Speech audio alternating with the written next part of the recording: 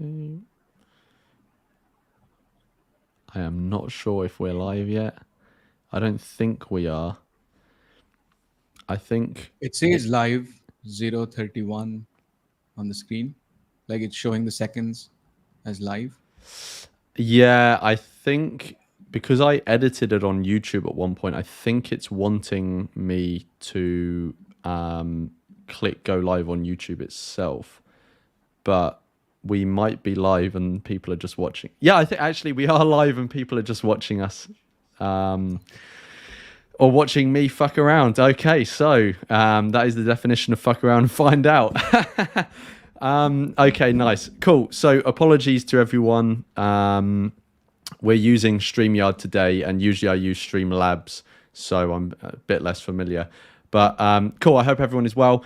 Obviously, everyone will notice that Tejas is here. So what we're going to be doing today is we're going to be reacting to and going over the panel discussion that I was recently on the Exploring Anti-Natalism YouTube channel. Before we go into that though, Tejas, do you just quickly want to give a brief outline as to what you do on your channel in case, I'm sure everyone is aware that is watching now, but anyone who isn't, do you want to give a bit of an intro? Sure, yeah. Thanks, Lawrence. First of all, thank you for inviting me for this. You want me to tell about my channel, right? Yep. Yeah. So I have a channel, Cosmic Antinatalist. I think Lawrence would put a link in there anyway. Yep. I usually do a weekly sort of update news kind of video where it's called Antinatalism This Week, where I talk about all the happenings about antinatalism during that week. That includes articles, papers, books, videos, whatnot, whatever I could gather in that week. That's what I usually do. Apart from that, I try and do a few other videos or interviews. I do want to also produce content in other languages than just English. I just haven't had time to do that. So, but eventually I'll get to it. But that is the primary thing I do on the channel. Yeah, and you've been around this is gonna sound like a backhanded compliment, but you've been around for a while as well. Because you used to do some stuff like a few years ago, and then I think you had a bit of a hiatus, and now you've sort of come back and you're doing slightly different stuff.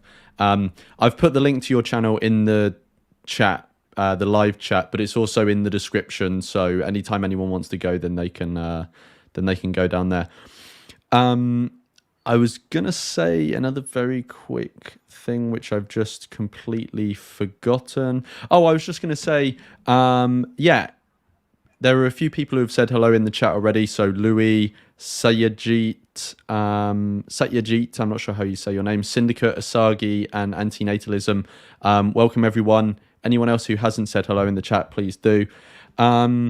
So before we start, so first of all, let me just show people on screen what we're actually going to be reacting to. So this is it. Hopefully people can see this on screen now. So this is the panel discussion that we're going to be reacting to. It's how to define anti-natalism, a panel discussion. So I'll quickly go over who was on it, and then I had a question that I wanted to ask Tejas before we actually start reacting to it, which was, you know, were there any people or perspectives that he thought could have been interesting to include on the panel but weren't? So we'll get to that in a minute. So very quickly, who was actually on the panel? So I was on the panel. Amanda was on the panel, who runs the Exploring Antinatalism YouTube channel / podcast. David Pierce was supposed to be on the panel, and he was at the event, but unfortunately he had technical issues, which you'll see at the start. Amanda gives a little update, and unfortunately he couldn't he couldn't use his audio, so he wasn't able to give his input himself, but he did send some stuff ahead of time, so we did have some of his input.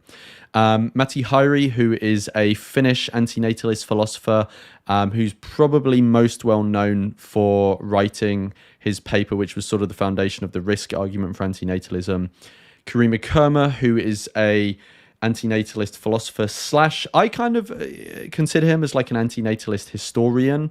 I don't know if you'd consider him that way, Tejas, or maybe like his anti-natalist archaeologist, but I don't think he actually goes out in the field and gets his hand dirty digging up bodies or anything like that. But yeah, I kind of consider Krim a bit like that. And then, of course, obviously he's not represented there with a headshot because there is no such thing, but also David Benatar as well, who I'm sure needs no introduction. Probably the most well-known anti-natalist who's at least alive today. So that's everyone on the panel. So Tejas, coming to my question for you, I'll bring us back on just us. So we spoke a bit about this before we actually went live earlier today. What kind of like people or perspectives did you think could have been good to include but actually weren't in the panel? Yeah. First of all, I like that Benetarian desert. Very Yeah, nice yeah. background. That was in. Oh, do you mean on the live or in the panel thumbnail? Both. Well, right now we have the background as well as the one Yeah. in the thumbnail. Yeah, exactly. I know that, yeah. this one. I know where this comes from, but where did the other one? So obviously, this background, for anyone who doesn't know, is the front cover of Better Never to Have Been.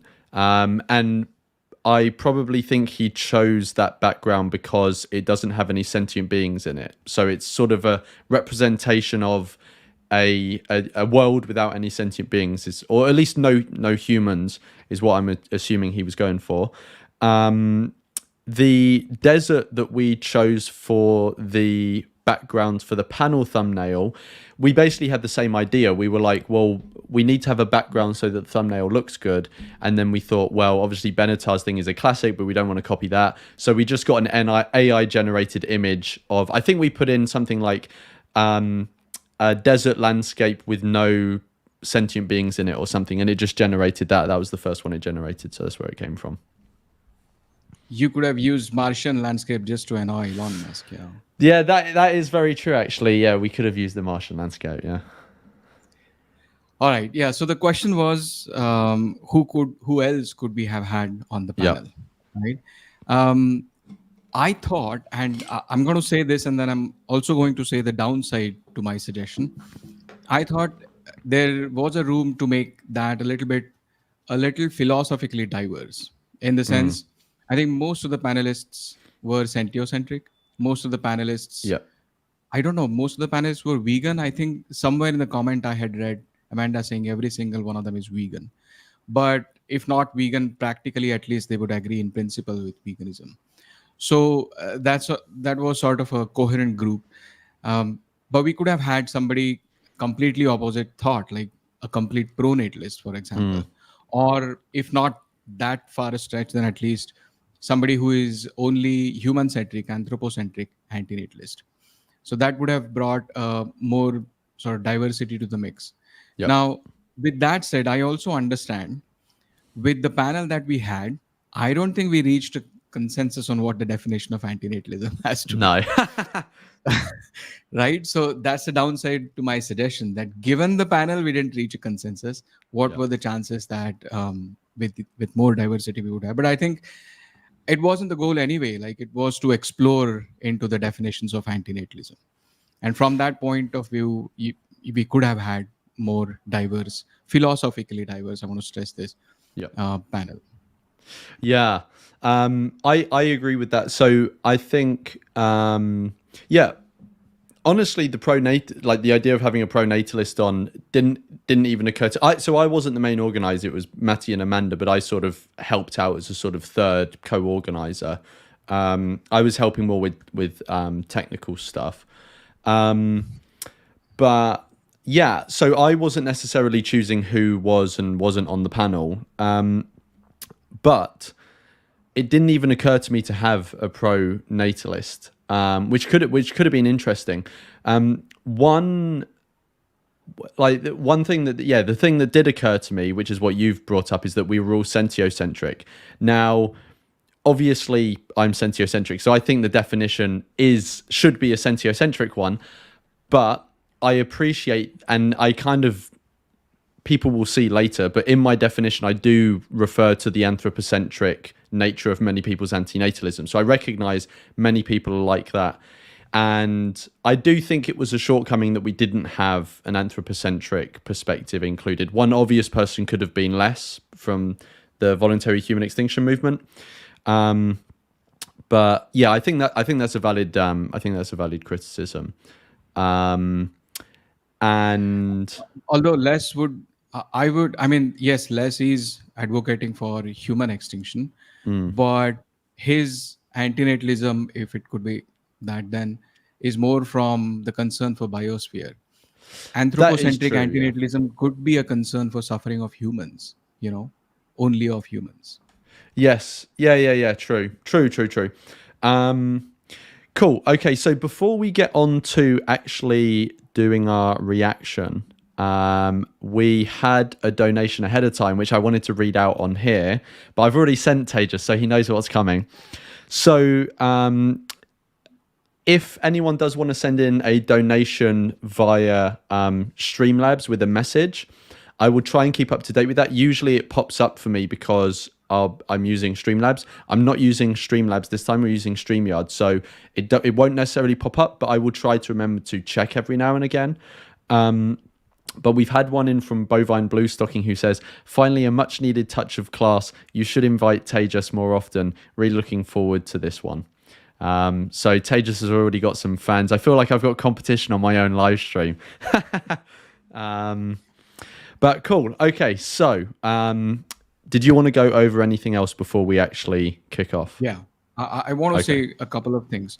One is, we just discussed about what could have been, who could have been on the panel, who else could have been on the panel, and so on. I don't, Amanda and Mati are not here, and I understand it's very easy to sit here like that and then criticize, but I hope they understand that we're just exploring ideas.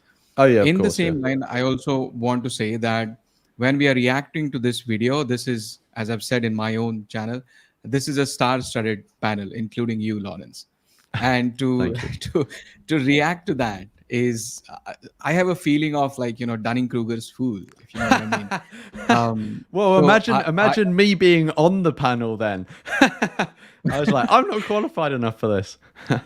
Yeah, so what I want to look at this is more than a reaction, more of an exploration of what more could have been there, or my questions about that. Cool. Okay, cool. Yeah. No, 100%. Okay, nice. All right. So if this all works well, that started straight away. Cool. So if this all works well, Tejas, you should be able to see everything. Did you just hear Amanda start speaking then? I haven't heard. Can you just play a little bit so that? Yeah. Quick note before we start our recording. Okay, you can hear her. Okay, nice. Hopefully everyone can hear the video as well. Let me just check. Yep, everyone can hear it. Cool. Okay, let's begin and see how it goes. And yeah, Tejas, if you want me to stop at any point so you can do commentary, just shout stop and I'll stop. Of the How to Define Antinatalism, a panel discussion event. David Pierce was indeed able to attend and join us for the event. You can see him in the video. However, he sadly experienced some technical difficulties, particularly with his microphone, that just could not be resolved in time. So he is there, but he wasn't able to communicate with us during the recording. He wasn't able to answer any of the questions that were posed to him. However, his critiques of the Cambridge definition of antinatalism, as well as his own original definition, were all pre-submitted. So when it was his turn to, right, what I'm going to do is, because we don't need to hear this bit, I'm going to try and skip to when Amanda is actually doing an antinatalist event like... Okay, cool. So this is when she's actually starting and doing the intro. Cool. None other before it. Since the dawn of antinatalism as a philosophical term, discussion, and position in 2006, how we define ourselves as antinatalists has been the subject of much debate and consternation. Frustratingly, antinatalism has long been neglected by dictionaries around the world, despite significant increases in everyday usage on the internet, in media, and through publication year after year. In 2018, I twice campaigned to have antinatalism added into the Oxford English. Oh, so this is actually where we should maybe mention that. Or do you want to give the announcement, Tejas, for anyone who doesn't know? No, go ahead, because I Okay. have a small announcement beyond that. So Okay, cool. Okay. So just quickly, for anyone who doesn't know, so actually I should have said this a bit before we started reacting. So this panel discussion is based around and it was inspired by, it came about because anti-natalism was entered into the Cambridge Dictionary, right? So I think it is the first appearance of anti-natalism in an English published dictionary, I think. And yeah, so that's what the panel was based around. And obviously you hear Amanda saying here that she's campaigned twice to get it into the Oxford English Dictionary. And it actually has literally just recently, like a few days ago, it's just been added to the Oxford English Dictionary. So who knows if the panel had anything to do with it? I doubt it actually did. Obviously, it was probably just pure coincidence. It was probably that the Cambridge Dictionary included it, and so the Oxford English Dictionary had obviously been looking at the Cambridge Dictionary and getting jealous that they had a new word, a shiny new word, and they wanted to get it as well. And yeah, the Oxford English Dictionary, we won't get it up on screen now because it's kind of a bit tangential to what we're doing here, but it is quite different from the Cambridge one. But yeah, Tejas, did you want to give your little update and then we'll continue? Yeah, so that's Oxford English Dictionary. But long before that, I don't know if you know Oxford References. It's a collection of references from different dictionaries which Oxford recognizes, Oxford University recognizes.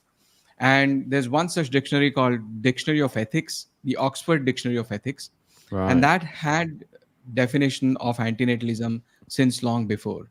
And definition is more closer to core ethical arguments of antinatalism. It says antinatalism is the recognition that it would have been better not to be born, or not verbatim, but in this sense. And but what we get to see, that the part of the definition that we get to see is only part of it because the actual dictionary is paid.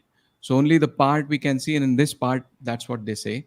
I don't know what is the rest of the part in the paid subscription. But that has been for a while now. It's a very small dictionary, not a major dictionary, but a dictionary recognized by Oxford University. Right. Okay, cool. That's cool. Okay, so I was wrong that Cambridge was the first English one. Cool. Okay. Did you want to say something, or should we continue? No, I don't want to say you were wrong because I don't know where that dictionary stands in general dictionaries. It's a very small dictionary. So yeah. Okay, cool. Dictionary, sadly, to know of 2 years, anti-natalisme has appeared in 2 French dictionaries, Larousse and Le Robert, defined as which aims to reduce the birth rate and who seeks to limit the birth rate, Malthusian, supporter of an antinatalist policy. Definitions that perhaps more accurately defined what antinatalism may have meant prior to 2006. Sometime later, antinatalismo would find its way into the Portuguese dictionary Infopedia, defined there as a position of those who consider human procreation to be wrong or morally reprehensible. Getting closer, perhaps, but still not quite there. On December 31st of 2023, the word antinatalism was finally added into the Cambridge Dictionary, making it the very first English language dictionary definition, as far as we know, of the term. Cambridge defines antinatalism as anti-natalism, noun, in parentheses, also antinatalism as one word, the belief that it is morally wrong to have children or that people should be encouraged not to have children. Anti-natalism may sometimes be motivated by environmental concerns. Antinatalism, the belief that it is morally wrong to have kids, often comes from the negative perspective that all life is suffering. This definition, its successes, its failures, and how it could be improved upon will be the subject of today's discussion. Assembled here today, we have some of the most prominent experts in the field. We have asked each of our participants to think about the Cambridge definition, to consider what critiques or praises they might have of it. In addition, each participant has been asked to construct one or more new definitions of antinatalism based on the following criteria. 1. Good, useful dictionary definitions. 2. Good general definitions for discussions amongst antinatalists. 3. Good specific definitions that you think specify the most useful dimensions of antinatalism. Can you stop there? Allow me now to welcome our... Yeah. So those 3 points of criteria there, did when this was organized, did you mean, because she says criteria, so what I understood was one definition that meets all 3 criteria, or was it that we have to come up with 3 definitions corresponding to each one? So I can't remember I can't remember when I was first sent if that was made clear, but I think different, as you'll see later and you'll probably remember, different guests took it differently. So some guests, sorry, not guests, panelists, like myself, put forward one definition. So I put forward one definition, Benatar put forward one definition, David Pierce put forward one definition, and then all of the others, I think they all put forward multiple definitions. So I interpreted that instruction as put forward one or more definitions that you think cater to these 3 things, rather than a separate one for each, if that makes sense. That's how I interpreted it. Yeah. That's what I think Kareem did, like one each. Yeah, he did one each. Yeah. Yeah. Okay. Yeah, and actually, I should have actually asked you this before when I first invited you to do this stream, but it'd be interesting to hear what definition you would go for. So, do you want to give a definition now, or do you want to think until the end of the stream and we can talk about it then? I have a definition in mind, but what I'm going to do is I'm going to try and say what I think at the time. I'm not going to put forth full definition for presentation, but I'm going to say, because I of the panelists, right, of the definitions that were presented, I agree with 1 or 2 the most, and I want to make some additions to those. That's all. Okay. Cool. Okay, so let's continue, and then we can dive into that. Yeah. Esteemed guests, Professor David Benatar, author of Better Never to Have Been, The Harm of Coming into Existence, The Human Predicament, and Debating Procreation, amongst others, as well as the soon-to-be-released Very Practical Ethics. Welcome, Professor Benatar. Antinatalist philosopher and historian, author of many articles on antinatalism and 3 books on antinatalism, including the absolutely remarkable Antinatalism, a Handbook. Kareem Akerma. Hello, Kareem. Welcome. A popular antinatalist YouTuber and co-founder of the new Antinatalist Activist Collective and Antinatalist Advocacy, Lawrence Anton. Hello, Lawrence. Co-founder of the World Transhumanist Association and author of The Hedonistic Imperative, David Pierce. Hello, David. Welcome. I am Amanda Sukanik, the host of the Exploring Antinatalism podcast, and moderating our event today is Professor of Philosophy of Management at Aalto University School of Business, author of many antinatalist works, and founder of The Risk Argument, Matti Häyry, in whose excellent hands I place us all into now. Thank you, Amanda. We are discussing the definition of antinatalism and by implication antinatalist as a noun and as an adjective. Our starting point, for the sake of convenience, is Cambridge Dictionary's recent entry, which Amanda introduced just now. But let me say a few words about definitions more generally. According to Encyclopedia Britannica, definitions can be lexical, ostensive, or stipulative. Lexical definitions specify the meaning of an expression by stating it in terms of other expressions whose meaning is assumed to be known, as in a bitch is a female dog, wolf, fox, or otter, or as in antinatalism is the belief that it is morally wrong to have children. Lexical definitions can be useful, but they can also remain unspecific or equivocal. Ostensive definitions specify the meaning of an expression by pointing to examples of things to which the expression applies, as in green is the color of grass, or antinatalism is the philosophy that David Benatar advocates. These can include or exclude too little. Stipulative definitions assign a new meaning to an expression or a meaning to a new expression, as in By a GRU object, I mean an object that is grey in the morning and blue in the evening.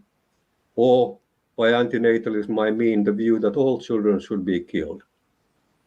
Well, these are stipulations, so everything goes, but of course some constraint could be used. Persuasive What definition. was the Sorry, say that again. what was the intention behind taking that example? Yeah, I thought the same. I wouldn't have used that example, but I don't know. You'd have to ask Matti.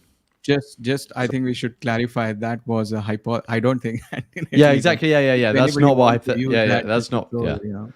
Exactly. Yeah, it's not what antinatalism is about. A subcategory of stipulative definitions that try to convince audiences by a mix of factual and emotional elements, as in, a Democrat is a leftist who desires to overtax businesses, or a Democrat is a compassionate person who cares about the poor, or an antinatalist is a monster who hates babies. Right, Matti is actually watching live now, and he's just said in the chat that stipulations can say anything. So that was the point he was making. He was using an extreme example to show that a stipulative definition can say anything. Right. Okay. Or an antinatalist is a saint who loves humankind. These are not always conducive to rational discussion. Note that all these are nominal definitions, giving or clarifying the meaning of words. The alternative would be a real definition that reveals the essence or nature of an entity, as in a straight line is the shortest path between 2 points, or antinatalists are a quarreling online mob who hold conflicting views about life, death, and birth. Our best bet, I believe, is to avoid persuasion and realities and concentrate on the meaning of words. To that end, we have asked you to think of good, useful dictionary definitions, good general definitions for discussions among antinatalists, and good specific definitions that you think specify the most useful dimensions of antinatalism. But first, let's hear your opinions on the Cambridge Dictionary entry. And we are starting with Karim Akerma. Okay, so before we go into Karim's his response to the Cambridge definition, one thing I just wanted to quickly say to the people viewing is it would be interesting to see what definitions the people viewing would put forward for antinatalism. So if anyone watching wants to share in the chat their definition of antinatalism, how they think it should be defined, put it in the chat, but please start your message with definition and then a colon and then the actual definition that you want to put forward. And then at the end, once we finish reacting to this, if we have time, I can go back through the chat and we can go over a few if we have time, because I don't know how long this will take us. I also want to say something. While people do that, I want to raise a question about, and Lawrence, you might have an answer to this already, but I'm trying to explore that does the definition of antinatalism, does it necessarily have to be normative? Or does it necessarily have to be descriptive? Is it one way, one or the other necessarily? Do you know? Yeah, I mean, my personal view on that is that it's up for debate. So the definition of I put forward is normative, but I would also be like, kind of, it depends how specific you want to be with it. Because personally, my antinatalism revolves around the philanthropic concerns, right? So if someone wanted to include coming into existence is a harm, and as a result, that's an antinatalist view, and or that's the view that antinatalism is based on, and it's significant enough to include in the definition, then I'd probably be fine with that, because that's how I also see antinatalism. But I want to respect the fact that there's like an ecosystem of antinatalism out there, which is why I personally wanted to keep it broader. But yeah, did you want to share your thoughts, Tejas, or should we continue with the video? No, we can continue. Okay, cool. Karim, you are on. Many thanks, Matti, for your elaborations on how we may define the term definition. All right, and environmental concerns is only one of a series of other issues that can be brought forward in favor of antinatalism, such as humane concerns and or animal suffering with wars, disease, or disaster as specifications. While it is true that there are antinatalists who simply hold the belief that procreation is wrong, there is also antinatalism as a moral theory. As a moral theory, antinatalism is much more rational, better founded, and more open to criticism than a mere belief. Antinatalism also is a universal moral theory. Therefore, according to many antinatalists, it applies not only to human beings, but to all entities capable of suffering, that is, humans, animals, extraterrestrials, or possible man-made artificial creatures, or perhaps non-organismic creatures which one day we may find out in space. Rather than simply claiming that all life is suffering, many antinatalists hold that there is both suffering and pleasure in life, but that suffering is not compensated for by pleasure.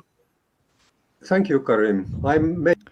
So before Matti does his summary, do you have any specific thoughts on Karim's definition, Tejas? And then I'll give mine. The last point where he said that suffering does not compensate the pleasures. I mean, this at the end of the video, this point is touched upon again, I think. But just the view that there is more suffering in life in general than there is pleasure, is sort of an empirical asymmetry, not the Bennett's axiological asymmetry. Yeah. And that points to a general pessimism rather than antinatalism. So I'm not sure if that is a necessary condition for antinatalism. It's a very strengthening condition, but I'm not sure if that's a necessary condition.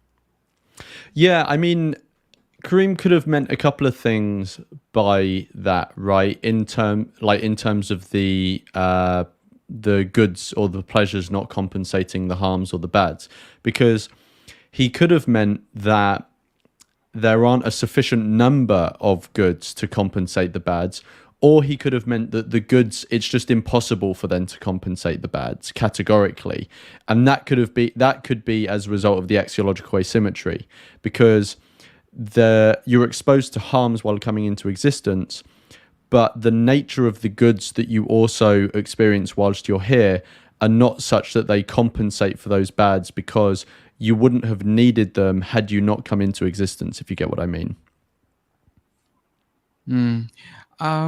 Maybe. I feel that you're mixing.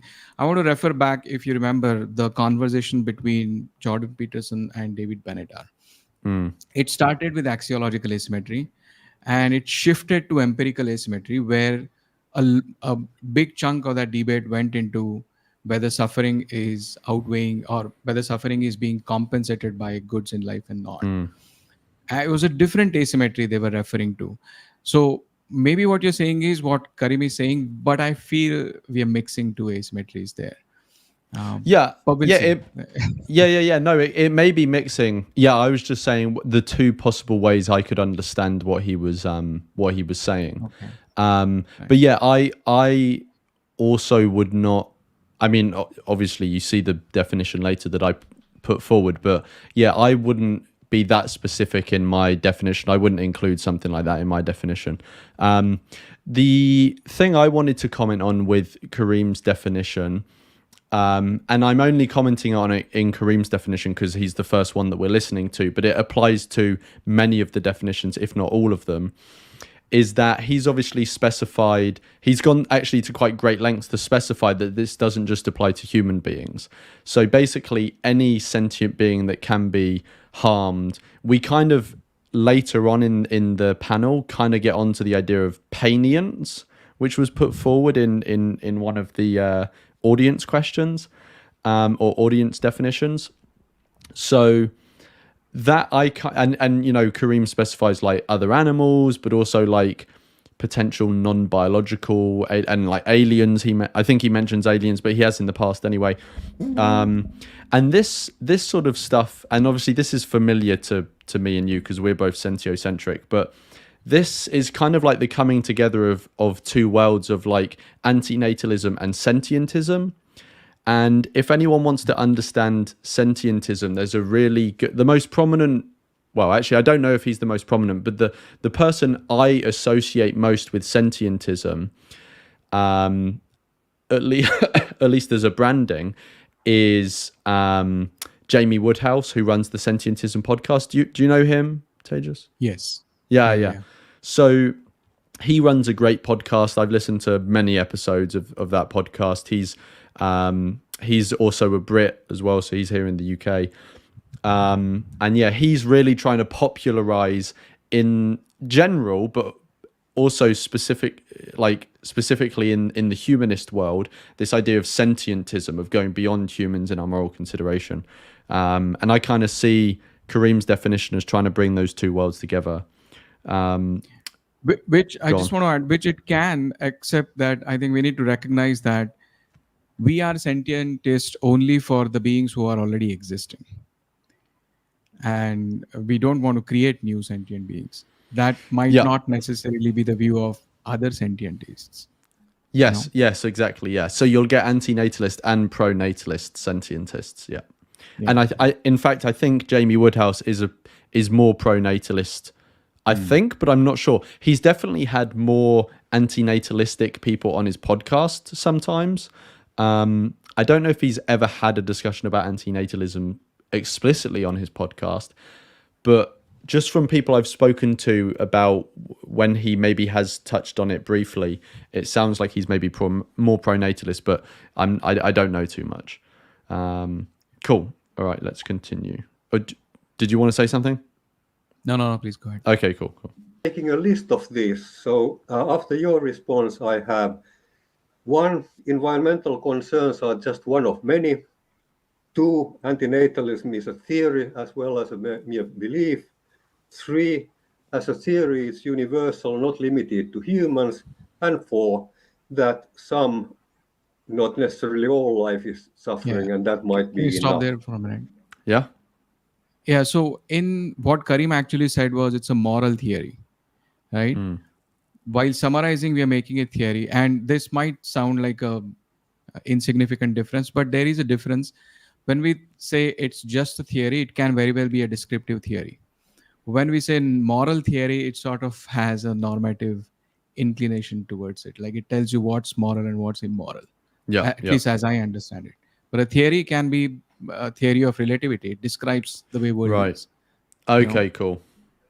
Yeah, I understand the distinction. Okay, cool. So it's basically the description between the distinction between descriptive and normative again. Yeah. Okay, That's why the adjective moral may or may not be used, depends on. So I thought if he's summarizing there, maybe he should have used moral in there. If Mati is watching this, maybe. Yeah. But so onward. Next up, we have Lawrence Anton. Go ahead, Lawrence. Cheers, Matty. So I've got Matty's in the chat and he's just clarified it was simply because the word moral didn't fit on the same line. Two main things to say about the definition itself, and then 2 things to comment on the notes that are included as well. So the first thing I wanted to comment on was the part of the definition that says it's morally wrong to have children. I personally think this unduly narrows the scope of antinatalism to just not bringing humans into existence, and focuses on one behavior that I think antinatalism is relevant to. So I also think there are other behaviors. Yeah, go on. I absolutely agree. There's no disagreement. But from this point on, what I thought was the panel was trying to struggle with a dichotomy of sorts. That on the one hand, definition should describe the current usage, the way it is used in general public. So that's one way of definition. On the other hand, the definition should also tell what ought to be the meaning of that word. And of course, you can debate who tells you what ought to be the meaning, what should be the meaning. But that, like, walking on those two paths at the same time, I think gets tricky. And that's where it starts from here, I think. Yeah, exactly. And Benatar, I think, notes on this later. I think in response to the fact that I included human and sentient in my definition. But we'll see. But yeah, people are commenting in the chat that there's two of me on screen, and I do find it a bit weird to be reacting to myself as well. It is a bit strange. But yeah, let's continue. That's the one that's Lawrence in red colored shirt. Yeah. That's Lawrence in black. Two different Lawrences. Yeah, exactly. Alternate universe. Behaviors antinatalism is relevant to, like, not supporting the breeding of non-human animals. The other part of the definition that I have something to note on is where it says people should be encouraged not to have children. I think this is a call to action that, can be motivated by an antinatalist view, but I don't think it should necessarily be in the definition of antinatalism itself. I wanted to ask this. Could you stop? Why do you think call to action should not be included in the definition?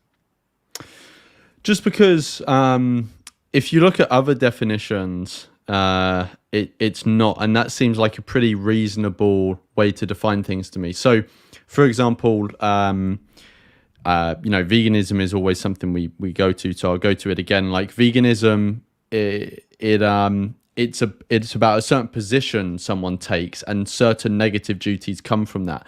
But it doesn't say that someone has to be an activist. Same with, like, feminism, for example, right? Like, you can be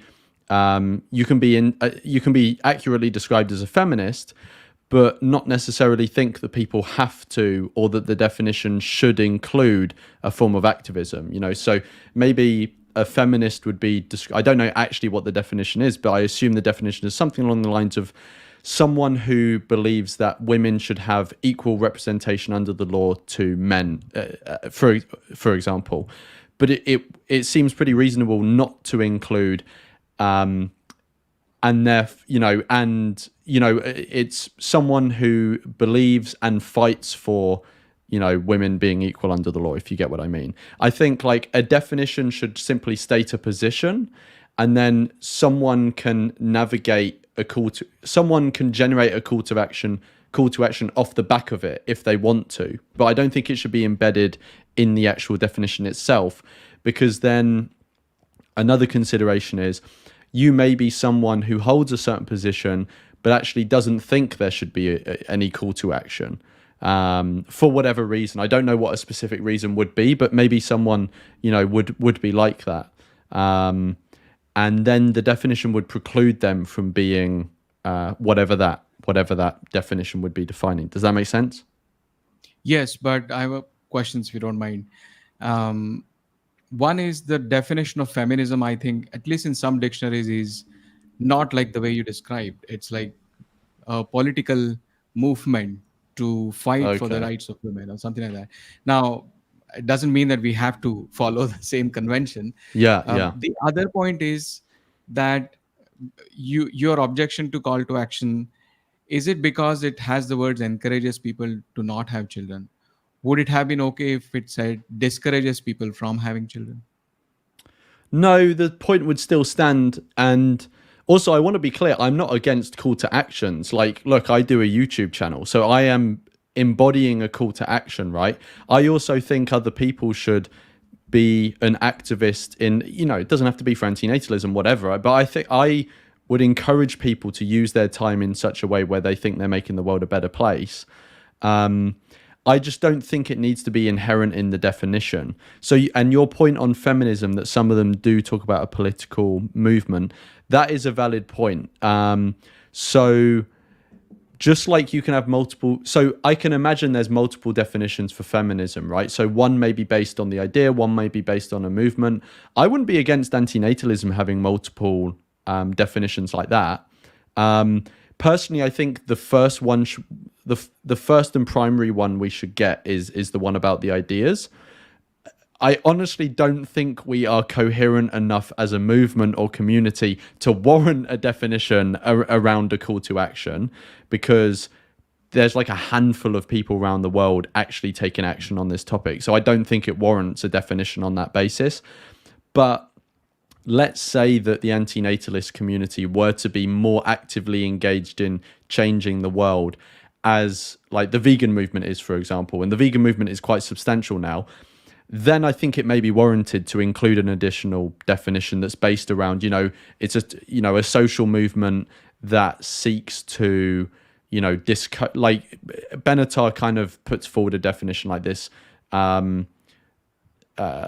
about like certain policies that discourage sentient beings from coming into existence or something. So maybe it could be like a social movement that seeks to discourage sentient or avoid sentient beings from coming into existence or something.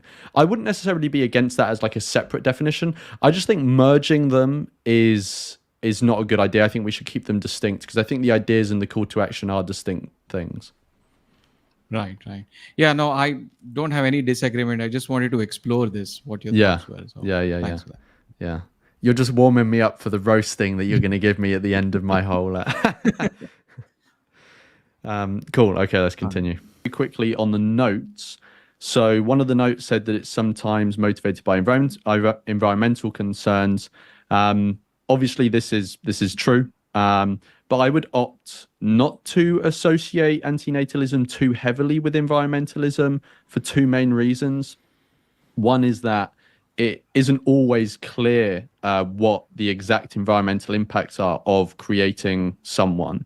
The second is that putting an emphasis on the harms suffered by a person as a result of environmental degradation, I think unduly limits our analysis of the harms of coming into existence. And then the second was the note where it says, often it comes from a negative perspective that all life is suffering.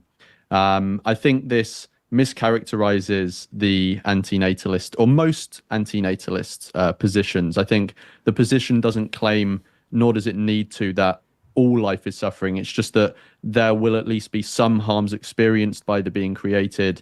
And often those will be very serious harms, or always those will be very serious harms, but it doesn't necessarily have to be all life is suffering. So yeah, those were my thoughts on the definition. Thank you, Laura.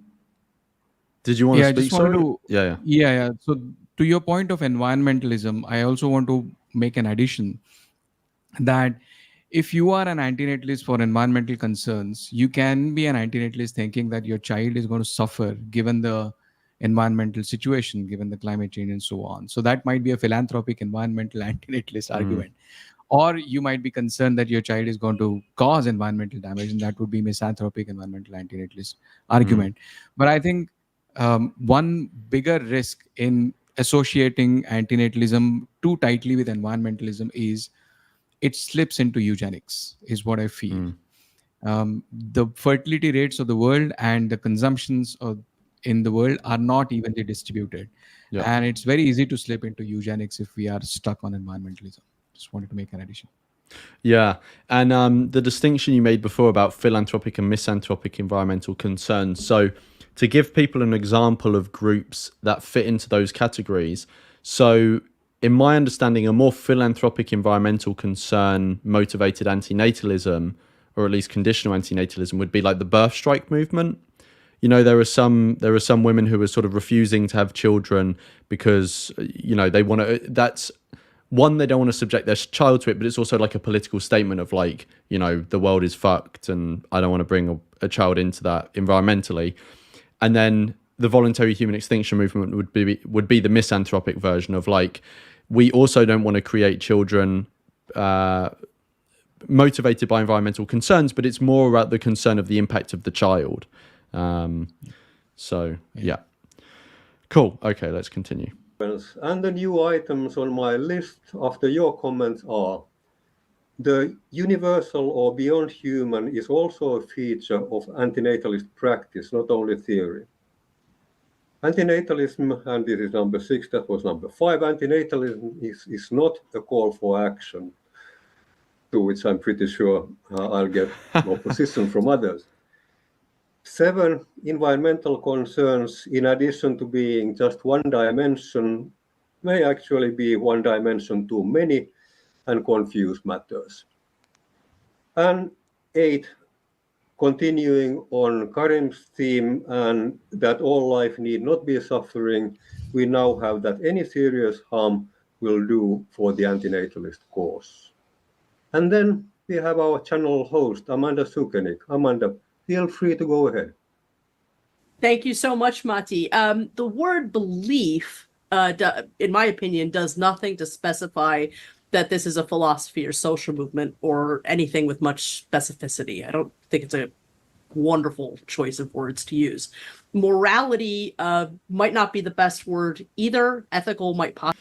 I found this interesting. So, like, when Amanda commented on that had not even occurred to me to pick up on the word belief. And I did a video a while ago when the Cambridge definition first came out, giving my reaction. So often my my comments here were just reflecting what I'd said in the video. But I hadn't even picked up on the use of the term belief. I don't know if you have any particular or morality. Yeah. So do you have anything to say about the difference in ethics and morality? So not particularly beyond what most people have probably heard. I can give That's something I am sort of learning. I mean, I'm not a philosopher, so I'm still learning. And this was also brought up in Mark J. Maharaj's interview of, what is it called? Center for Inquiry Canada. Yeah. And according to him, and I'm not sure if that is what is widely believed, so ethics is on a grander level, on a social level, or on a societal level, whereas morals are more on a personal level. But what I also think, and this might need to be corrected, is morals are more about right and wrong on a personal level, whereas ethics can be right and wrong or good and bad. And somebody in your audience might want to correct us, but that's my understanding at the moment. Cool. Well, let's see if anyone corrects. But yeah, I'm no expert on the differences there. So cool. Possibly be a better word to use. The phrase morally wrong to have children, in my opinion, limits the scope to just human beings and says nothing about why it might be wrong to have them. So limiting the scope, and also says nothing about the reasons why. The phrase should be encouraged not to have children says nothing about to what end, so that the population is reduced, so that it is limited, encouraged not to have children to the point of extinction. It leaves both the reason and the consequence of doing so very much up in the air. It's highly ambiguous in that sense. Antinatalism may sometimes be motivated by environmental. So two things I wanted to say here were, so Amanda just comments on, what did she just comment on? It's just gone from my mind. She just commented on the motivation. So the fact that motivations have been left out. So it's not saying why it's wrong to have kids. And then to what point should non-reproduction be practiced, like to extinction or a smaller population or whatever. Personally, I would be happy with the definition, and the definition I put forward later doesn't include either of those two things. Personally, I don't think we need to include a motivation. To be honest, I would be happy if like a philanthropic based motivation was included, because that suits my antinatalism. But I don't think it's necessary, because I think it would restrict antinatalism to not including people that we generally do include in antinatalism. For example, if we were to restrict it to philanthropic antinatalism, that would exclude people like the voluntary human extinction movement, like Les Knight, who I have no issue with considering an antinatalist. And then Amanda also says about to what point would the non-reproduction occur? Would it be to extinction or to a smaller population? Again, personally, I don't think that needs to be included in the definition, because I think antinatalism, it centers on the the sort of the normative like statement that's being made, not necessarily about some sort of like end state that needs to be achieved. It's like the same as I think Benatar uses as an example later about the definition of liberalism. Like, in my understanding, liberalism, it talks about like a set of ideas and institutions and a way of viewing the world, not necessarily like an end point that society has to get to, if you get what I mean. Yeah. But I think Amanda would agree with you. So I'm not sure this criticism, she's criticizing Cambridge Dictionary's definition, because her definition, when she puts that in, does not have goals in it. It's I can't remember. abstract. I think she does mention extinction, but maybe she doesn't. Maybe we'll have to. We'll Let's see wait and get when to we it. get Yeah, there. yeah. Let's wait and get to it. But what I mean is her criticism of the Cambridge Dictionary not including like an endpoint. I wouldn't make that criticism. Cool. Mentalist concerns. While this can be true, it is not a feature, I think, of most contemporary philosophical antinatalism, and it is included here likely out of confusion with the meaning of the word pre-2006 because of groups like the Voluntary Human Extinction Movement, Vehement, which of course does have a very strong environmentalist bent to it, and perhaps in ignorance of what antinatalism has become over the last 18 years, which does have different concerns primarily than environmentalist ones, often comes from the negative perspective that all life is suffering. While this is true of some antinatalism, this would more accurately describe Buddhism, I think, or I suspect at least that is why they're saying this, that there's some sort of conflation happening here between antinatalism and Buddhism. So those are my critiques. Thank you, Amanda. With that, we are beginning to saturate our observations and to have some sorely needed disagreement among the panelists. So now I can add to my list 9. Antinatalism is a philosophy and a social movement. So there goes Lawrence's non-engagement. 10. The question is ethical, not moral. Amanda, we'll have to do an episode on this for the Exploring Antinatalism podcast. I'm just a simple philosopher. I'm not sure what the difference is, although I've seen it mentioned in the Antinatalist online discussions. So an episode at some point? Absolutely. We'll have to do that for sure. Okay. We have also 11. The motivation for not having children should be specified for childlessness to be antinatalism. And then 12, antinatalism proper should be aware of its consequences, including, if consistent, human extinction. Amanda, you can't say that this is a family channel. Well, except of course that thing. Oh, Could you stop? Yeah, yeah, go on. Nobody in the panel. I know after this it's David Benatar. What's happening? No, sorry, I'm just skipping through because I accidentally hit on the thing to go back to the start. So you just keep talking and Yeah, I noted that nobody actually pointed out that clause, all life is suffering, at least should have meant all sentient life is suffering. Maybe it's a tautology. Oh, but, right. Yeah, no, I hadn't thought. Well, I guess, yeah, true. But I guess people had already made the criticism that it was anthropocentric, so maybe they didn't feel the need to make it again. But I get your point. I do get your point. Cool. Was there anything else you wanted to say? No, please go ahead. Cool. Channel. Well, except of course that thinking about what all of us have said in the past, and is Karim, Lawrence, you, me, and at least one of the Davids who are on record saying that it's okay. So I let it slide this time.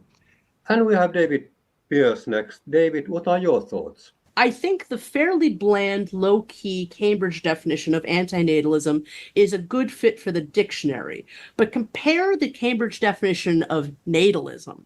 Natalism, 1, the idea that it is important to have children in order to increase the number of people in a country, especially the number of people who are not immigrants, in parentheses, equals people who have come to a different country in order to live there permanently, close parentheses. So as well as the entry for anti-natalism, I think Cambridge really needs a second entry for natalism 2, e.g. natalism 2, the life-affirming belief that it is morally good to have children or that people should be encouraged to have children. Natalism typically stems from the belief that life is fundamentally good and the pleasures of life outweigh its pains. That's a very I found that like really interesting because what David Pearce did there, which I hadn't even considered doing, was trying to have some sort of reflection of the definition of natalism, because it's kind of the opposing definition, right? Or at least like opposing idea, which is interesting. It hadn't occurred to me that a definition that could be generated would reflect the existing definition of natalism, or that the definition we put forward of anti-natalism should have a reflecting version added to the natalism definition. Yeah. And the dictionary defines pronatalism as synonym of natalism, by the way. Okay. That's interesting. Yeah. Cool. Did you have anything you wanted to say on that, or should we continue? No, let's continue. very good point you're making, David. Thank you. Maybe we should write them a letter. Dear Cambridge Dictionary, we are a group of anti-natalists and we are concerned about the maltreatment of our dear competitors, the natalists. Please rectify this immediately. Yours sincerely, and all our names. Or maybe not. We'll see. Anyway, moving on from David to David, we have David Benatar up next. David, do you have objections? I do. My concern is just repeating so many things that have been said before. So one thing I could do is just highlight perhaps one or two rather than give a comprehensive list. You've enumerated a great number, Matty, from the earlier commentaries. I suppose my chief concern about the Cambridge definition is that it does seem restricted to human beings, and I would not restrict it. And then I do have the similar concerns about those particular examples. I worry about focusing unduly on environmental concerns. So yes, I would want to echo many of the earlier criticisms, but not all of them. Fair enough. So, we did it came to my mind. Sorry.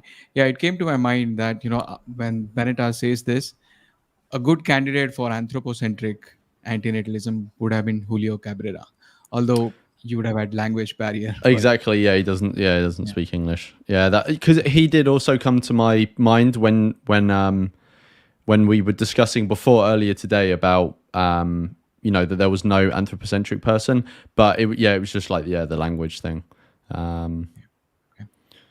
Cool. Apart from Julio Cabrera though, and Les, are there any other sort of like people considered anti-natalist figures that are anthropocentric? Can you think of?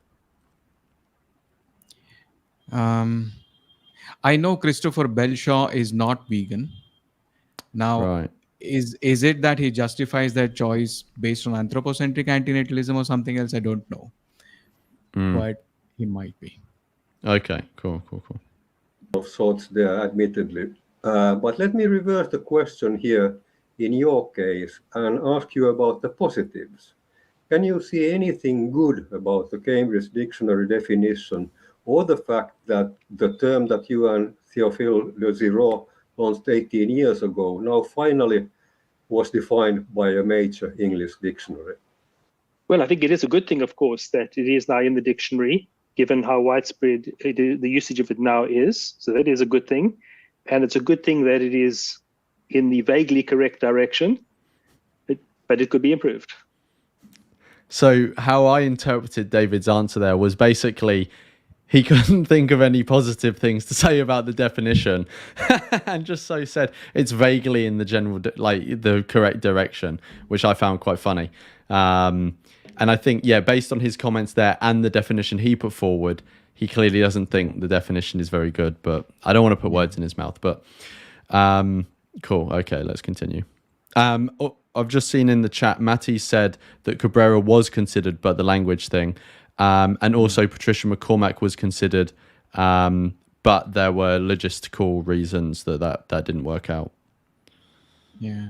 Thank you, David. And with that, we conclude our Cambridge Dictionary definition part of this panel and move on to our own definitions to see if we fare any better. Starting, since I already have your attention with you, David, what's your definition? Well, I want to provide multiple entries into the dictionary.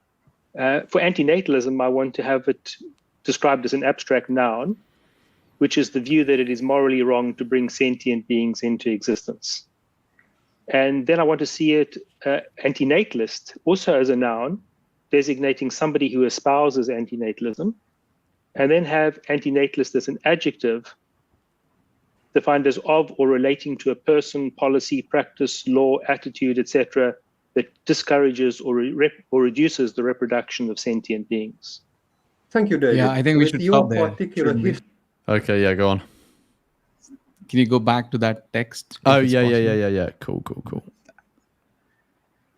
Boom. I personally liked it very much, although I have some additions to make. And as I said, I am completely Dunning-Kruger's fool here to make No, additions go to on. what David Bennett Unleash is your saying. thoughts. So I agree with the antinatalist adjective here. The only risk with that is that we are then in agreement with the criticisms of people like Elon Musk and Jordan Peterson and so on, who blame antinatalists for Right. whatever reasons, which is okay. I mean, we don't have to obey them in order to change our definition. But so I agree with this part. And also I want to give a reference here. In his paper, so, Peter Singer had written a paper, Feminine Affluence and I And forget the Morality. third word. Morality. Similarly, on the same lines, Benatar had written Feminine, I forget the title, but it was on the same lines. Famine, as the, affluence, and procreation. something like that. Yeah. And wherein he evaluated whether poor people should have children, whether rich people should have children, or they should not, and so on. And in that, I think there is a reference where he says that if you are describing a policy which is encouraging birth rates, which is encouraging people to have more children as a pro-natalist policy, then by contrast, the policy which is encouraging people not to have children becomes an anti-natalist policy. Right. That is where he quite clearly mentions this. And I think this is a reference to that. Yeah. Now for the sorry, go ahead. No, I was just going to say that's interesting because so I've had in the past when people have pointed to, say, the one-child policy in China and said it's an anti-natalist policy, I've given pushback there and said, well, it's not an anti-natalist policy because it's still endorsing procreation to a certain extent, right? An anti-natalist policy would be one that discourages any procreation. But to be honest, I can completely understand. Like I think I'm becoming more accepting of. I think I'm becoming more accepting of the idea of basically what Benatar is saying. So an anti-natalist policy is one that just relates to the discouragement or reduction of reproduction rather than a complete no reproduction. And I think, in my view, I'm just going to have to suck up the discomfort of people conflating the two things. And it'll just need to be clarified. Like if, not that I will ever talk to Elon Musk directly, but if I were to talk to Elon Musk directly and he were to use that phrasing, I would clarify to him, well, actually, you're calling that an anti-natalist policy, but we've got to recognize the difference between the way anti-natalism is being used there and in the philosophical sense, and not equivocate between those two. No, go ahead. No, I was just going to say, which in my recent video where I responded to Jordan Peterson and Elon Musk conversation, I made that point because they were they did actually equivocate. They flipped from talking about anti-natalists as in the philosophical viewpoint and anti-natalist policies as in the reduction of birth rate stuff. So, yeah, sorry. Yeah. That's the risk. So, by the way, if you ever talk to Elon Musk, please invite me. But there's another risk in this. I want to point out that if you define antinatalist, this adjective this way, would eugenics be an antinatalist policy? If you say that certain group of people should not be having children and they should go extinct, is that antinatalist policy? Right. Okay. So I think yes and no, but I think on balance, no, because I think the way that so the definition that Benatar is putting here. So I think what it's getting at is it's talking about a person, policy, practice, law, or attitude that is like aimed, has the intention of reducing or discouraging reproduction, right? Rather than having that practical consequence. Because, so for example, I wouldn't say that the introduction of, say, condoms in a population is an anti-natalist policy, because it's not specifically it's not specifically aimed at reducing the population. If it was being brought in because of a spread of HIV/AIDS, for example, I wouldn't call that an anti-natalist policy, although it would likely practically result in at least some decline in the birth rate. It's the same with eugenics. Like, eugenics is aimed at manipulating the genome of the gene pool of a population, rather than changing the birth rates. Because, like, in a eugenicist's wet dream, to use a crass phrase, they would probably want more reproduction overall, but just of the people they like, if you get what I mean. So I would kind of make a distinction between the intention of a policy and practical consequence on Right.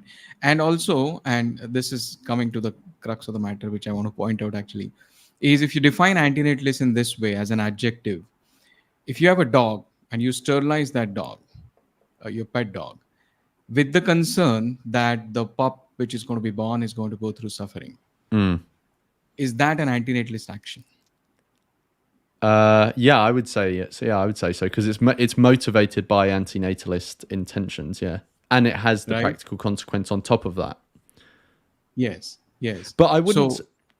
Sorry. So the only thing I know we're getting into the weeds, but the only additional point I would make on top of that is that I think it is an anti-natalist action, but it doesn't necessarily automatically follow from anti-natalism, because you also have to have an additional belief that it's okay to suspend the bodily autonomy of that dog in that instance, if you get what I mean.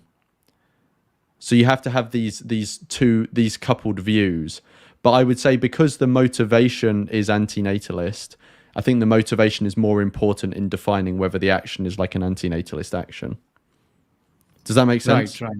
Yeah. Yes, it does. But the fact that we are believing that it is okay to override the bodily autonomy of the dog is because we consider a dog as a moral patient and not as a moral agent. That's the reason I can think of. Whereas if it was a human being, then we would not be doing that without their consent. That's a big difference, in my opinion. And if that is the case, then we can extend this from our pet dog to stray dogs, stray feral cats. By the way, I do that myself. Yeah. And we don't have a reason to restrict that only until then. You know where I'm going. We can go to wildlife. To wild animals. Yeah. So the fact that we have considered that they are moral patients in and of itself gives us a reason to, or gives us a responsibility rather, to think on their behalf, to think in terms of what is best for them in terms of suffering. So, and sorry, go on. No, sorry, finish. I just want to complete that. From that, we can come to that abstract noun above, which says that the view that it is morally wrong to bring sentient beings into existence. That is a normative statement, in the sense that it would only cover moral agents producing beings, meaning humans having children. It would also cover humans breeding other animals, pets or factory farmed animals or whatever. But it would not cover a moral patient producing a moral patient.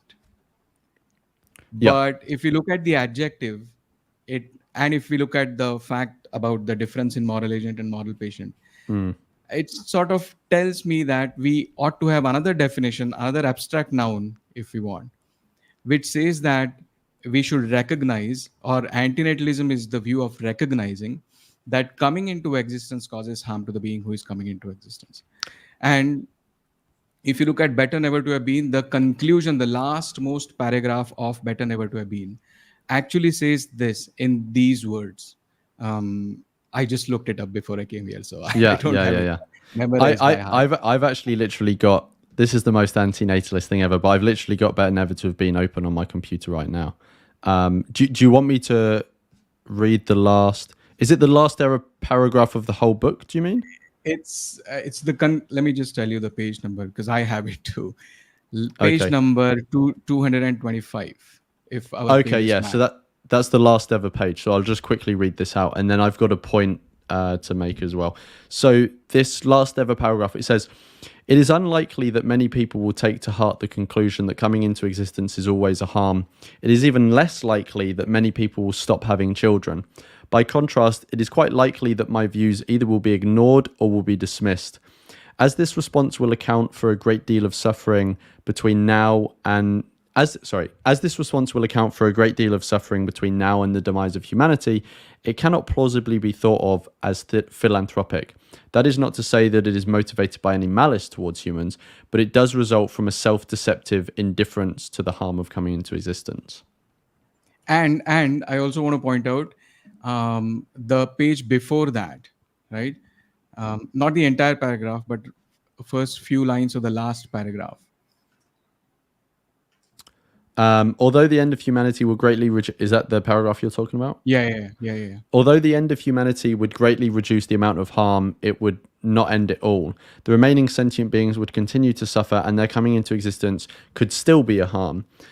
This is one reason why the misanthropic argument does not go as far as the argument I've advanced in this book. Yeah. So it looks like Benatar has,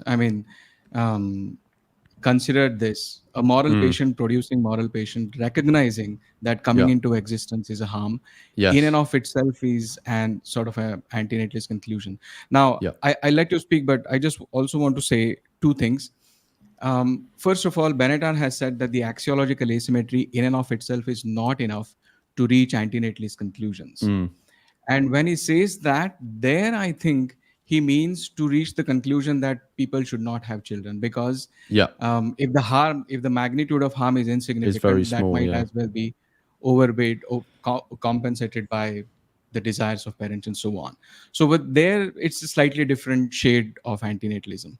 And the other point I want to make is there is a criticism that if we recognize antinatalism as the view that coming into sentient existence causes harm to the one who is coming into existence, what's the difference in general pessimism from that? And I think it's different in a few ways. One is general philosophical pessimism is more about existence, whether suffering outweighs pleasure or not, and so on. You can have a scenario where you can take a view that there is less suffering and there is more good in life. Good outweighs suffering, but the axiological asymmetry itself tells us no matter what the magnitude of suffering, as long as it is significant, it is still harm for somebody who comes into existence. So in and of itself, you can have antinatalism. And secondly, there is always a limit to how much suffering one can endure. So beyond that threshold, no matter how good there is in life, it's suffering that matters. And therefore, you can have an antinatalist view while not having necessarily a pessimistic view. And that's how it's different from general pessimism. Sorry, go ahead. No, so the point I wanted to make was going back to when you were speaking about, sterilizing a companion animal, then going to stray animals, then going to wild animals, and making that leap there. So I'm going to be annoying to some people watching and maybe pedantic as well, but I think there is a slight difference between sterilizing a companion animal to a stray animal, which I think is maybe a gray area, to a wild animal, which I think does fall outside of the scope of antinatalism. So, and the reason is because with antinatalism, right, it follows from that the negative duty not to be bringing sentient beings into existence, right? Not to be responsible for that. Now, obviously, the most obvious version of that is not having a child. Then not like paying for animals to be brought into existence with, through animal agriculture, stuff like that. And another one would be in relation to any companion animal you have. Now, I feel like the sterilization of a companion animal, whilst it does need to be coupled with that second point of view that I was talking about before, I think that still falls under the purview of your negative duty not to bring sentient beings into existence. Because it depends, like, did you, like, before you were antinatalist, pay for that like animal to be bred, or did you adopt them?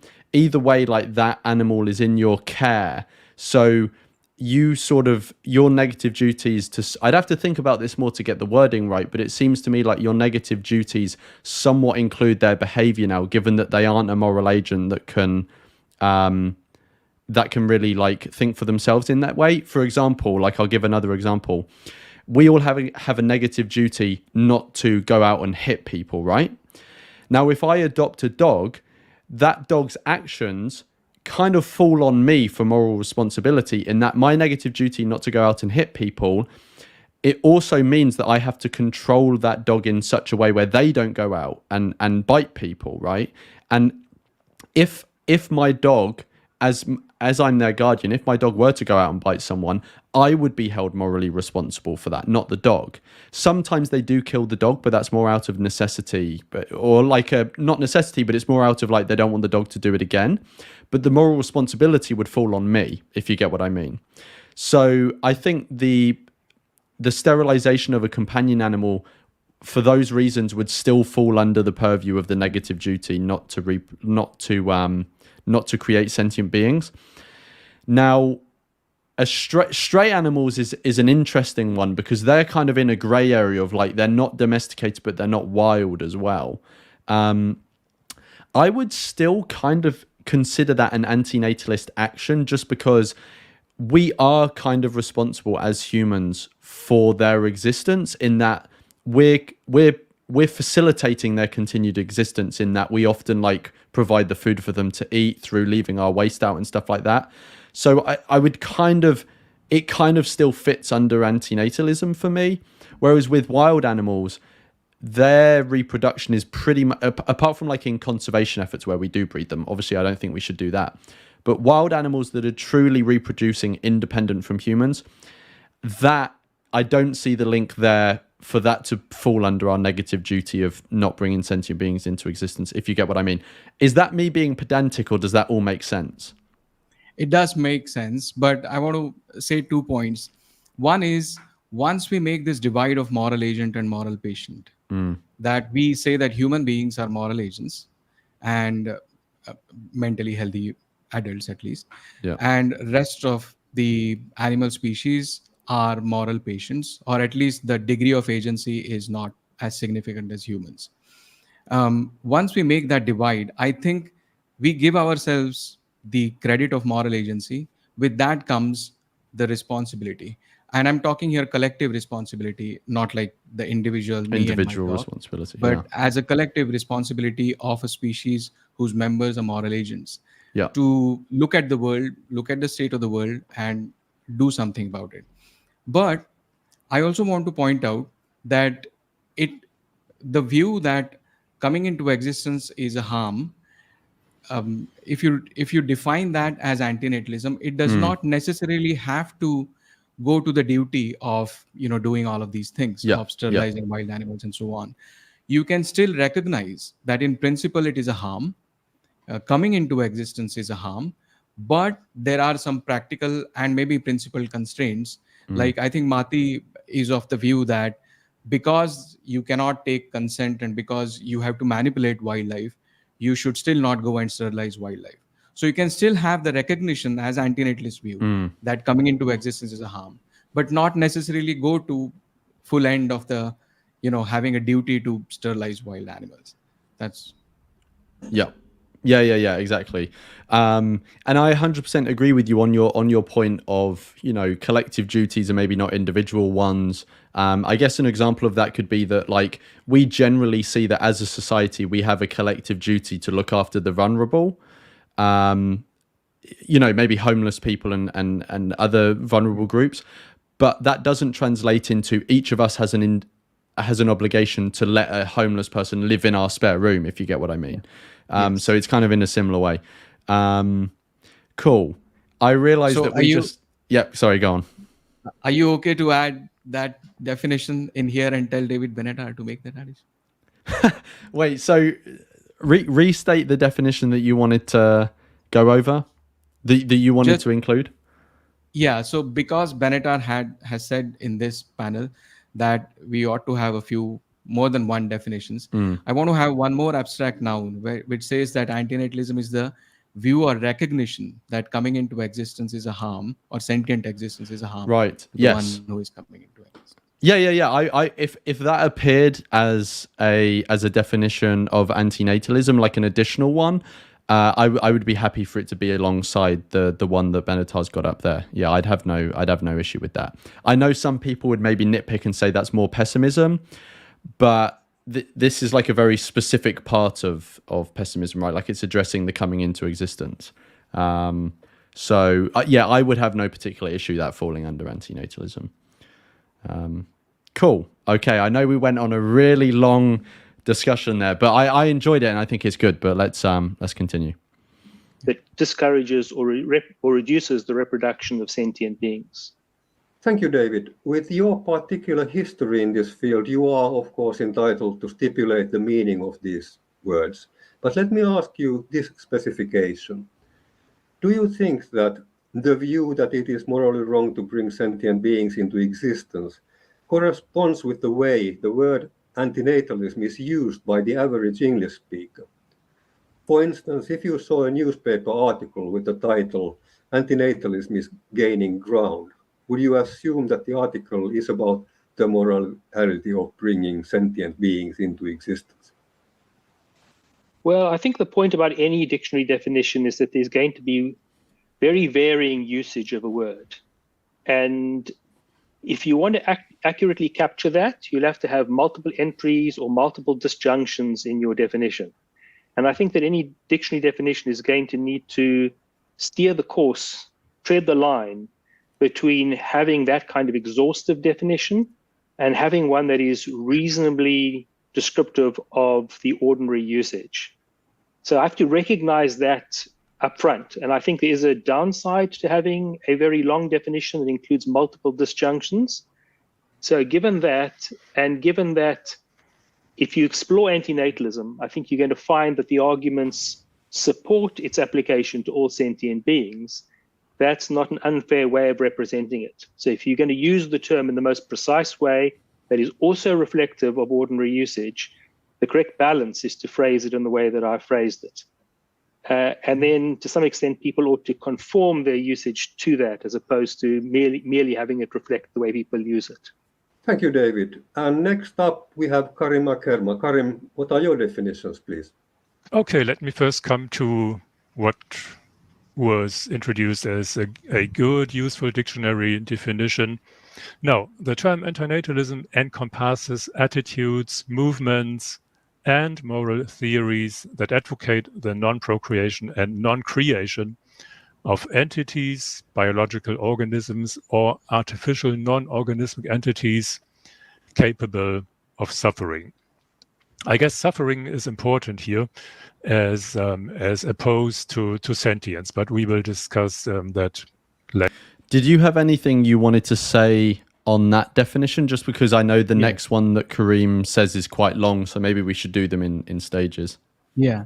So the part non-creation or non-procreation, maybe he left it out abstract deliberately because it doesn't tell who is procreating and who is stopping the procreation. Again, coming back to my same point. So maybe he kept it deliberately so abstract. The point you're making is that it doesn't specify moral agents. Is that what you mean? Yes. Right. Okay. It's like non-procreation. Advocate for non-procreation means what? Who is advocating for whose non-procreation? You know? Okay. Yeah. I understand that. Yeah, I think that's a valid criticism. Yeah. Did you have anything else you wanted to say on this?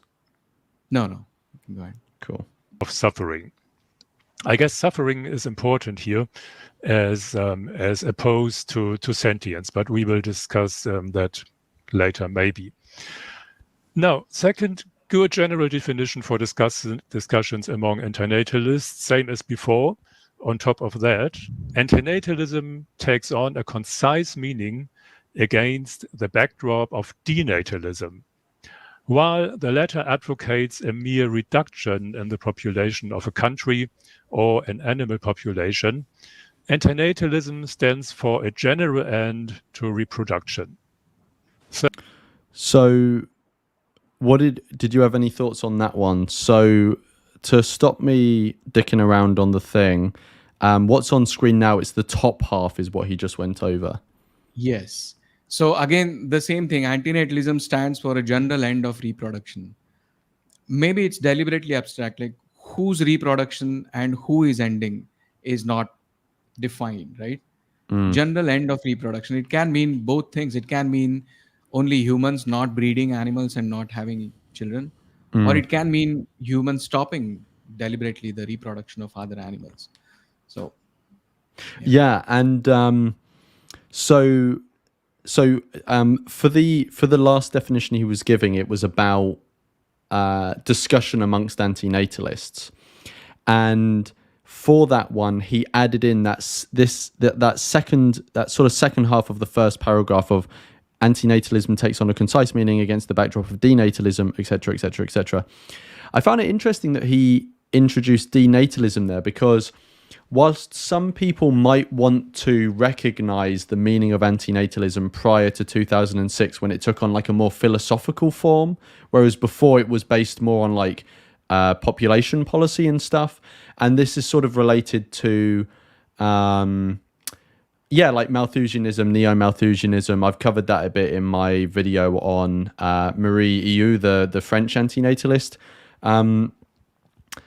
But yeah, I'm not sure why that would be included in a definition that is supposed to encourage discussion amongst antinatalists, because I would have thought the discussion amongst antinatalists would be primarily surrounding the ideas that they share and the sort of disagreements around the philosophy and the ideas, rather than a discussion about the history, if that makes sense.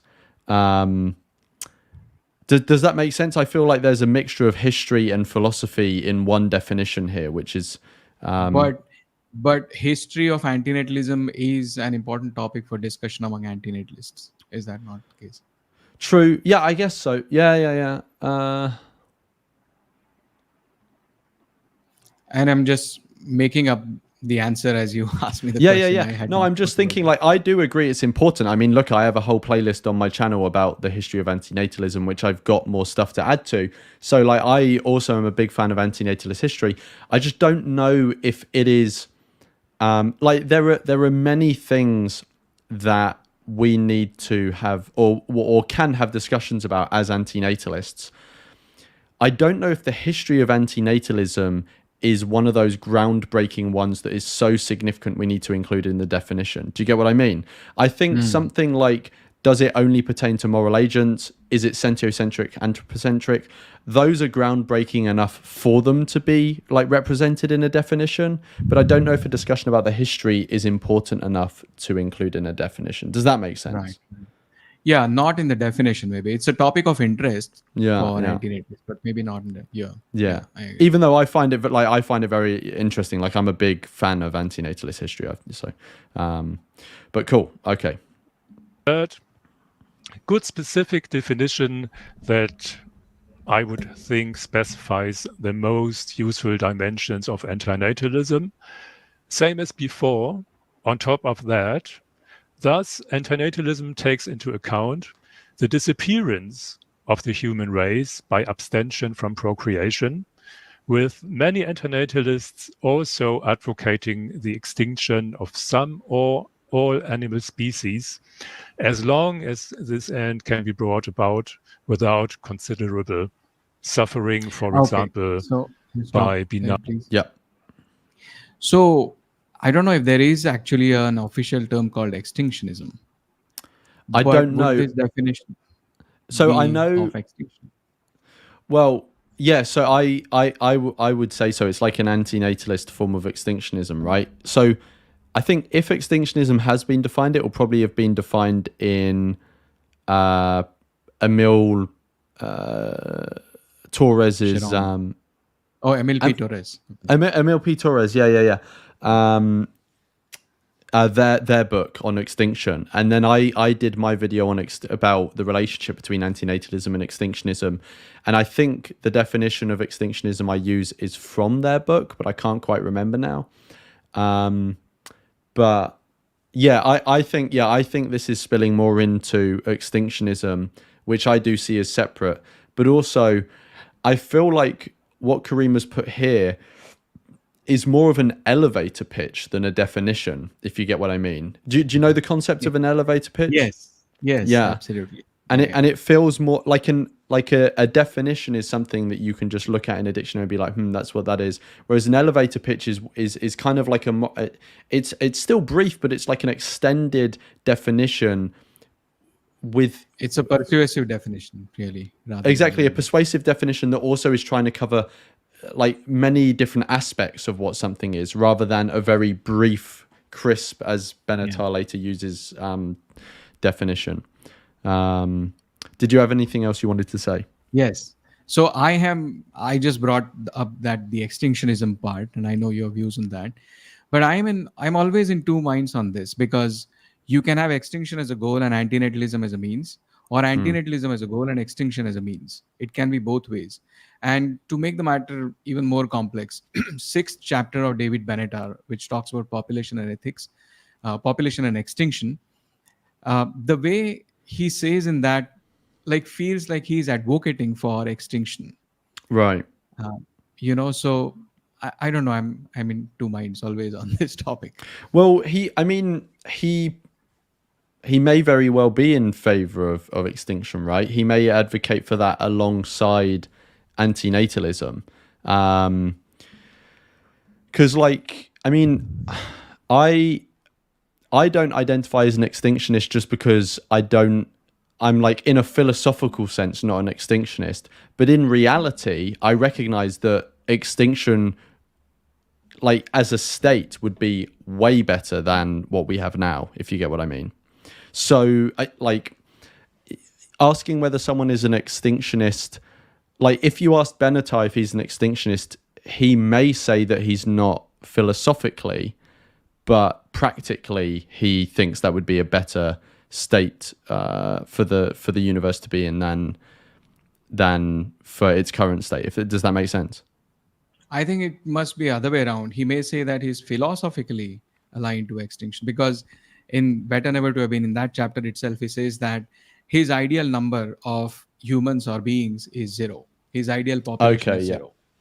So philosophically, he might be more inclined. Practically, he might be careful, because practically it can be disastrous. Yeah. So. Yeah, I would have like a few questions to ask him I think could be interesting. But I need to secure an interview with him first. So I've still got to work on that. Cool. And also, just before we continue, Tejas, I just wanted to say, I know at some point you will need to take a break and stuff. Are you keeping tabs on that? You know when you're going to take a break, and you'll let me know. Yeah. Cool. Okay.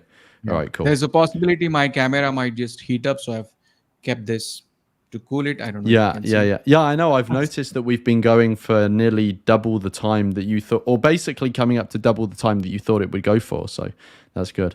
Cool. Okay. Let's continue. Neutering. A particularly controversial issue is the infamous red button thought experiment, which asks whether humans or animals would be harmed if their existence ended, for example, within 1,000th of a second after someone had pressed the also infamous red button. Thank you, Karim. Wow, that was there. thorough. I wanted to understand, what is that sentence doing there in this definition? Like, is he saying we should press, we should not press? What exactly is it defining? Well, wait, let me just go back so we've got it in front of us. So just to reiterate, it says A particularly controversial issue is the red button thought experiment, which asks whether humans or animals would be harmed by their existence if their existence ended with the thousands of blah blah blah blah blah blah blah. So I think what Kareem was doing there is including it to make people aware of the fact that that is an active discussion amongst anti-natalists. Now, obviously, people know my opinion on this because I've done a video on it, and then we had a discussion on it, which are both on my channel. But yeah, I think maybe that was his intention, is he just wanted to give people again, I think this plays more into being an elevator pitch rather than a definition, but I think he wanted to give people a flavor of particular discussions going on in antinatalism, basically. Yeah. I don't think a thought experiment should be part of a definition, but yeah, it's not. Yeah. Yeah, no, I mean, I agree as well. But yeah, I think that's, I think that was his intention. So infamous red button. Thank you, Karim. Wow, that was thorough. I see that your first formulation corresponds with certain extensions and specifications with David Benatar's definition. The second reminds us of the difference between population policies, your denatalism, and antinatalism proper. And the third reminds us of one of the major consequences of consistent antinatalism, the extinction of species. Very instructive. Thank you. Then we have Lawrence Anton. Lawrence, the floor is yours. Thanks, Matty. Yeah, so the definition that I am going to put forward is quite similar to David's, although a slight alteration. So I put forward the view that, so antinatalism is the view that bringing new human or sentient beings into existence is unethical. Did you have anything to say on that before I sort of go on? Which Lawrence is speaking? I'm sorry. Oh, this one. Okay. No, I was really confused. So, okay. I think I've said what I wanted to say anyway when we were talking about Beneta, because the words of interest for me in this is bringing. Yeah. And of course, the fact that you've included sentient in brackets, I think you discussed that anyway. Yeah. And the part of unethical. So that sort of tells this is like requires a moral agent, which is different than a descriptive part. Yeah. Yeah, cool. Yeah, exactly. The only thing I would note on is the fact I've used human and sentient, but I go over that like in a bit in the recording, so we'll just play. So to quickly touch on the good, useful part of the definition. So I think this definition is good and useful because it's quite simple, easy to understand, and captures the essence of, I think, what both the layperson who maybe has a sort of basic familiarity with antinatalism and then antinatalists themselves tend to mean when they use the term antinatalism. Yeah. Can you stop there? And then I you know what you just said, I want that to be a reality, but I don't think it is a reality. The layperson does not understand antinatalism to be this. And we've gone over this, like, you know, the articles in the media use the word antinatalism for child-free, dink, and financial reasons, and this and yeah. So so it's unfortunately not the case. Yeah, no, I think that's a completely valid point. So that's probably sloppy wording on that point. So when I said the layperson, the person I was intending to mean in my head is the layperson that has an understanding of philosophical antinatalism, if you get what I mean. So I understand the actual layperson in terms of the average person on the street. If they've just heard of the word antinatalism, most of them probably have the idea that, like, you know, depressives, you know, all this sort of stuff. When I said layperson, and that was just shit wording on my part, is I meant someone who is familiar with antinatalism as an ethical position. When they hear it, their mind goes straight to not having children. It doesn't go to not creating an animal in a farm or something like that. Yeah. So that was bad wording on my part. Yeah. No. Yeah. Good general definitions for discussion among antinatalists. I think that my definition is good for that because it leaves open the potential motivations for the position, which may differ amongst antinatalists, as I'm sure we're all aware. And obviously, and the definition I put forward includes both an anthropocentric and sentiocentric scope, mentioning both humans and sentient beings, which I think, again, leaves much room for discussion that I'm sure any antinatalist at all engaged with the community is aware that's a topic for discussion. So it leaves that open as to what scope is more appropriate. And then good specific definition that I think specifies the most useful dimensions of antinatalism. I think given that my definition centers around the sort of moral critique of or opposition to bringing new sentient beings into existence, which is sort of the core of antinatalism. So I think it sort of is useful and addresses the core dimensions there. Just a couple of few notes on maybe other benefits or drawbacks to my conclusion. So I think the benefits are that it's simple, easy to understand, leaves room for a broad understanding of antinatalism, both in scope and people's motivations. And also, I think it does generally capture what most people, both antinatalists themselves and non-antinatalists, understand it to be. Two quick drawbacks to my definition. So it could be too broad, leading to, obviously there are a wide range of motivations and scopes that fall under this definition I put forward. So it could result in some confusion, and it could, cause conflict over, what is the real meaning of antinatalism and people bickering over that. And also it doesn't, my personal motivations for being an antinatalist are very much centered in the philanthropic concerns, and those are not explicitly mentioned in the definition I put forward because I wanted to leave room for broad motivations like the voluntary human extinction movement, who aren't necessarily motivated by philanthropic concerns necessarily. So yeah, that is everything I had to say on mine. Thank you.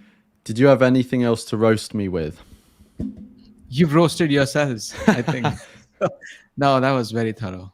Very good. Okay, cool. Do you have anything else you want to say before we move on to whoever is next? I forget who's next. No, let's move on. I don't know who is. Cool. Is it? It's Amanda, I think, now.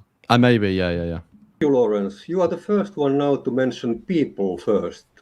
Karim had populations and the human race in the mix, but you started with bringing new human beings into existence and only then went for sentience.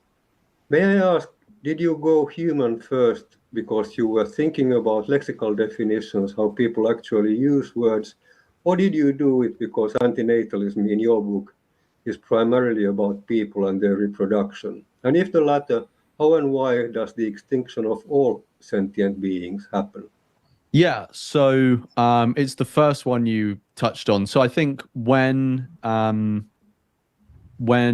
most people hear the term antinatalist that are familiar with it, their mind goes straight to human reproduction. Or that is probably just because they're not as maybe sort of involved in the topic as maybe I am and we all are here. So personally, I do extend it to other sentient beings. I just included humans explicitly along with sentient beings because I think that's where most people's minds go to. So I just wanted to capture that. And then on your question about how do you make that extension to other sentient beings? Well, I think all of the morally salient points made by antinatalists critiquing human procreation, I think almost all of them, especially if they're philanthropic critiques, carry over to other sentient beings. I think whilst other animals and, maybe other sentient beings we're not aware of or haven't been produced yet, obviously they are different from us, but in the morally relevant ways, I think they are actually extremely similar. And so like other ethical issues like killing or, controlling them in some other way, I think, the critiques of those actions towards humans also carry to other animals. I think the anti-natalist critique of procreation in the human context also carries over to us bringing other animals into existence as well. So, yeah, that's my answer. Thank you, Lawrence. That clarifies the matter. And then David Pierce. David, what's your definition? Antinatalism is an ethical stance that says procreation is morally wrong. Antinatalists believe that bringing more involuntary suffering into the world without the prior consent of the victim is indefensible. Antinatalists range from soft antinatalists who believe that staying child-free or adopting a personal decision to strong or hard antinatalists who aim peacefully to bring about the extinction of all sentient life. Thank you, David. Can you stop? Can you go back? Yeah. This is quite interesting. He's brought in a lot of other things. He's brought in the involuntary suffering. He's brought in child-free, so we can have child-free people who can be defined as antinatalists. And but at the same time, he has brought in extinction of all sentient life. So he's got the full gamut.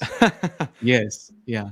But this reminds me, and also some of the earlier conversation, if you have a view that it is unethical to bring somebody into existence, but at the same time you also have a view that it should not include a call to action, meaning I have a view that it's unethical, but somebody else might not, and I just need to respect it. And I should not even be doing activism. I should not be encouraging people either way, and so on. I think there was an interview on Exploring Antinatalism podcast of a person from New Zealand. I forget his name, unfortunately, who came up with a term called anatalism, which was on the lines of atheism. So theists and anti-theists, whereas atheists is like, I just don't believe anything. Yeah, it's the absence of a belief. Yeah. So this reminds me that your exclusion of call to action, would that not tend towards anatalism rather than antinatalism?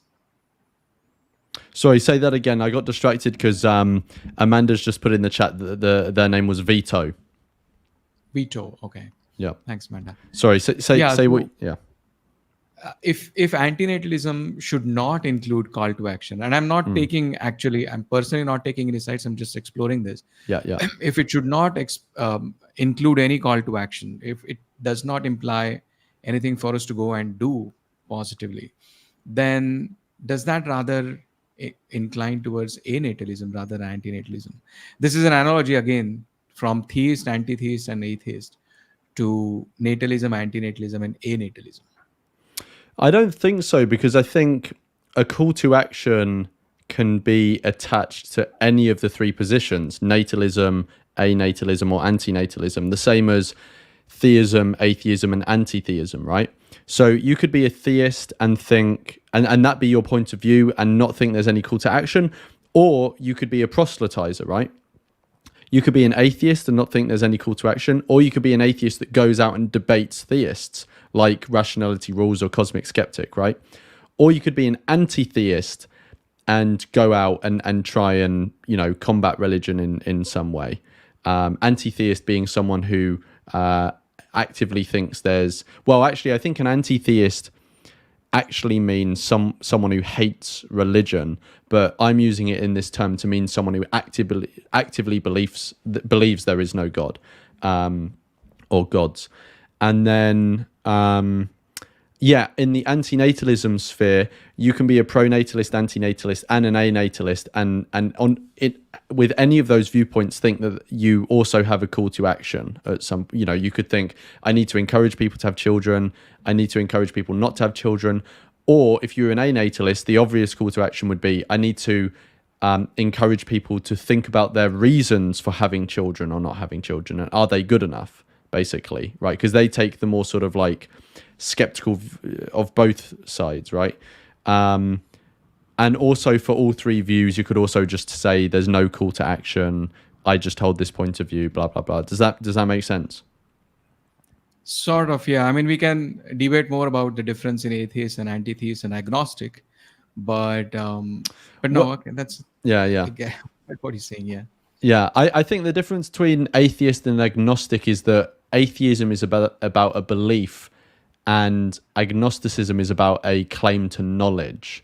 So you could be, so the way if you're an agnostic atheist, it means I'm an agnostic. I don't claim to have any knowledge on this topic, and therefore I'm an atheist. I don't have a belief because I don't have any knowledge to base the belief off of. Does that make sense? Yes, That's in my literal understanding. terms. Yeah. Yeah, in literal terms. But my understanding is that agnostic is somebody who takes a position, and I'm not talking literally here, which says I don't know if God exists or not. It could be either of those. Where atheists are like those 6.9 on the scale of 7 of Richard Dawkins, where 99% I think there is no God.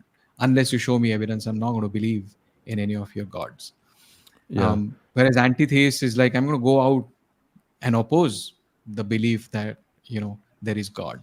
Yeah. But I think we can debate. Yeah. It's tangential. I think basically we're just using the words in slightly different ways, but we understand the landscape of the different positions, even if we use different terms for them.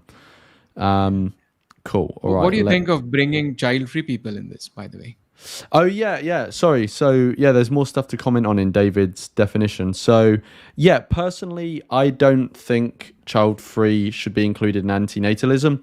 Not because I have any animus towards child-free people or anything like that. I just think they are just distinctly different concepts. So, an anti-natalist can have a child. So, they would categorically not be child-free. But because they could have a child already, or they could adopt, or whatever.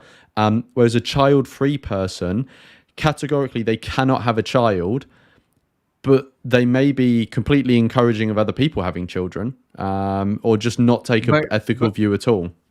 No, but I think what here we are saying is there is a subset of child-free people whose reasons for being child-free could be anti-natalism. Right. Well, but then they would just be anti-natalists. Why would we put child-free first? They would just be an anti-natalist that is child-free.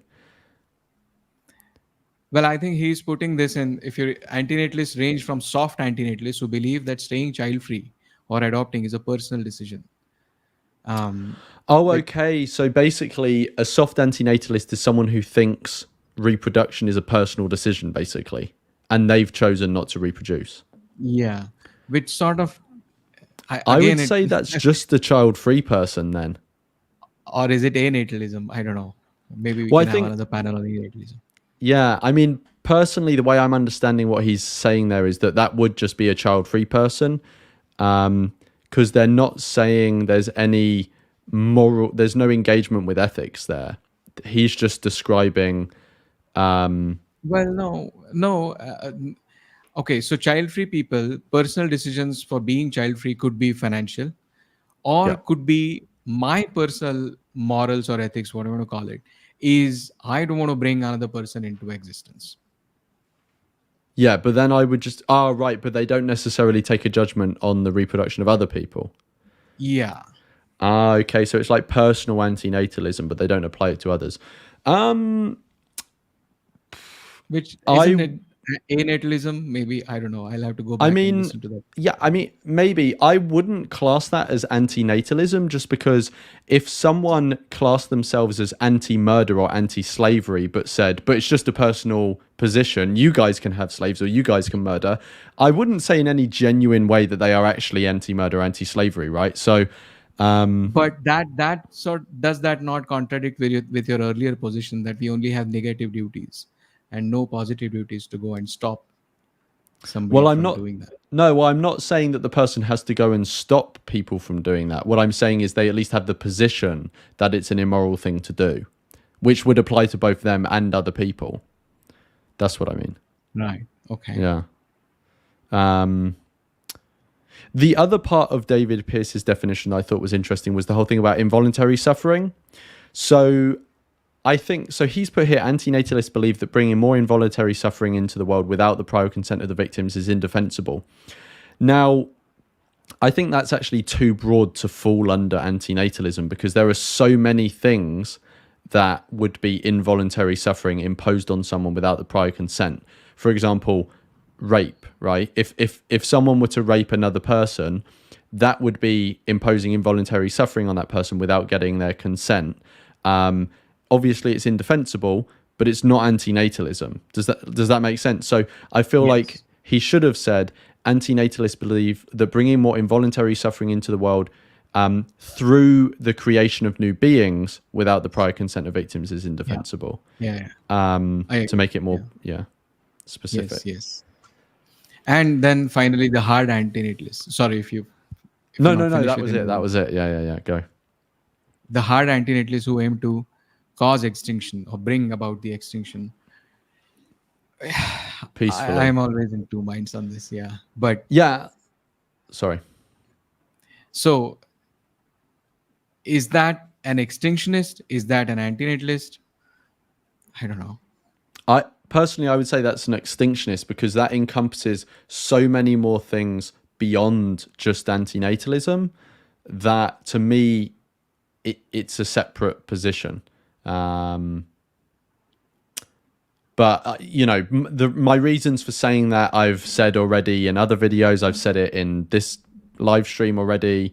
So I don't have anything else to elaborate on it. But I would class that as an extinctionist position. If anyone wants to hear a fully fleshed out elaboration for why I think that, they can watch my video on antinatalism and extinctionism. But what do you think, Tejas? I'm in two minds, as I said, earlier, that if you look at chapter 6, I'm sorry, I'm going again and again to that chapter. It's not clear to me whether whether extinctionism can be clearly divorced from antinatalism. Whether we should just see it as a consequence or whether it's more than that. So I don't know. Yeah, to be honest, I think it's maybe worth exploring more. More people should have conversations about it, even though I think in my video I said that conversations about extinction may be a distraction. I do think it's important to get the theory laid out correctly. So I think it is worth spending time on that. If people have views differing to mine, or differing to the views that I've laid out in that video, because obviously I've already laid out those ones in that video, but if anyone has any differing views, then it would be interesting to see people produce content around that, because if I'm wrong, then I want to have my mind changed and stuff. Cool. Should we continue? Yes. Decision to strong or hard antinatalists who aim peacefully to bring about the extinction of all sentient life. Thank you, David. Getting better and more nuances are piling up as we go. I can detect at least 3 new dimensions here. First, we only need to eliminate involuntary suffering. If someone genuinely wants pain, let them have it. Secondly, the unborn don't, as far as we know, want pain. Yeah. If someone genuinely wants to have pain, this is addressed by David Bennett, I don't know where, but what's the pronunciation? I can't say it. Masochism, isn't that the word? Oh yeah, masochist. Masochist. So he says that that's really pleasure disguised as pain. So that's not actual pain. Because they're getting a kick out of it. And that has practical limitations. Nobody would want to have cancer. You just might want to have handcuffed, but not to have cancer. So So we don't have their consent to be born. Quite important. And thirdly, yes, some of us do believe that being childless for personal reasons fulfills the criteria of antinatalism, while others think that some degree of advocacy or persuasion or at least disapproval is also needed.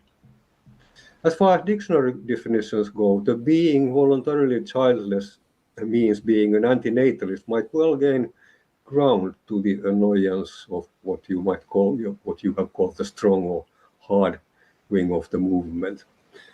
Anyway, talking about the hard wing of the movement, on we go to Amanda Sukerik. Amanda, your definition or definitions, if you please. Thank you so much, Mati. So my first definition is extremely basic, maybe not a good dictionary definition, but I think gets to, or tries to get to the heart of something useful, which is antinatalism is a critique of procreation. I wanted to submit at least one extremely basic, pared down to its roots definitions of antinatalism because I personally believe that finding common ground in antinatalism amongst antinatalists is important, particularly in regards to its growth as a social movement and to its activism. Antinatalists often don't tend to agree on much, but one thing we can agree on no matter what, regardless of if we are antinatalist, child-free, ethicalist, vehement, anatalist, anti-AI natalist, or what have you, is that there is something critiquable about procreation, and that is in fact what we are doing. We are critiquing procreation in some kind of way. A critique of procreating what or who or why exactly, those details are left gloriously ambiguous in this definition.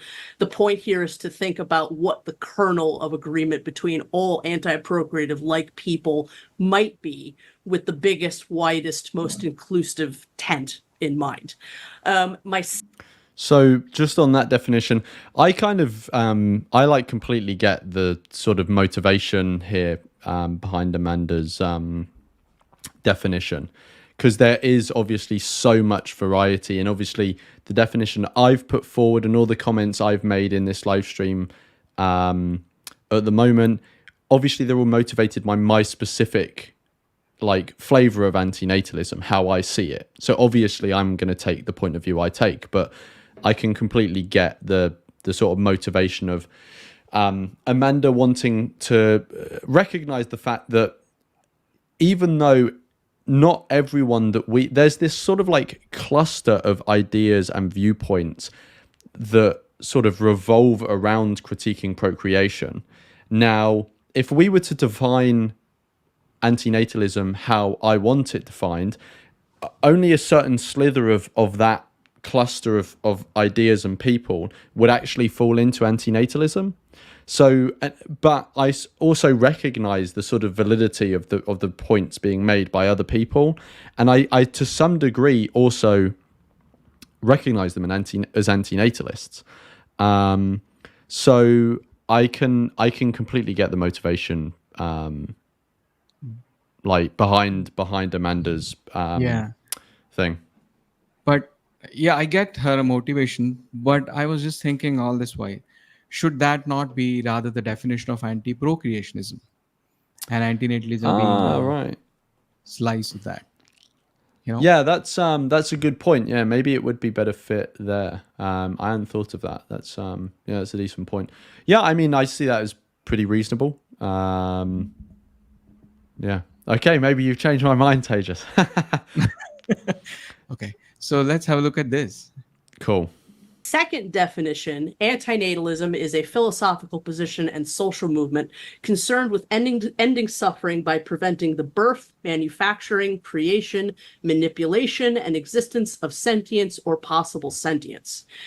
My second definition also tries to offer a very wide tent definition of antinatalism in some respects, but is also admittedly speaking from a far narrower tent in others, and I think is trying to pick up on these, dimensions that I. Did you have anything to say on that? Can you please go back because I think I missed something out of that. So, movement concerned with ending suffering by preventing birth. That's all okay. Preventing birth, manufacturing, creation, and manipulation, and existence of suffering, sentience. That I don't know. Is it? Did she mean coming into existence of?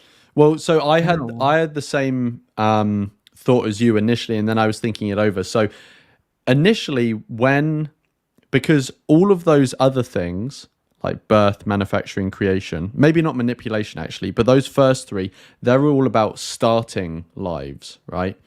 Whereas manipulation's slightly different. Existence, that's not existence that already exists, right? If it's not specified to be coming into existence. But so I also thought, well, doesn't that then include killing in the definition of antinatalism. But then I thought, well, actually, she did start all of this by saying preventing. So preventing existence would be preventing it from ever starting. Because if the existence was already there, it would be ending it, right? Rather than preventing it. So I do think it still pertains to coming into existence. I think it's maybe just like the wording could be tightened up a bit. So the action of preventing applies to each of these: preventing manufacturing, preventing creation, preventing manipulation, and preventing existence of sentience. Although it's still, preventing existence of sentience means what? Preventing coming into existence. So, but I get your point. The other point is about manipulation. I think the motivation of having manipulation in here is probably, and somebody might correct me, is Julio Cabrera's argument, as Mati's and Amanda's new argument of imposition.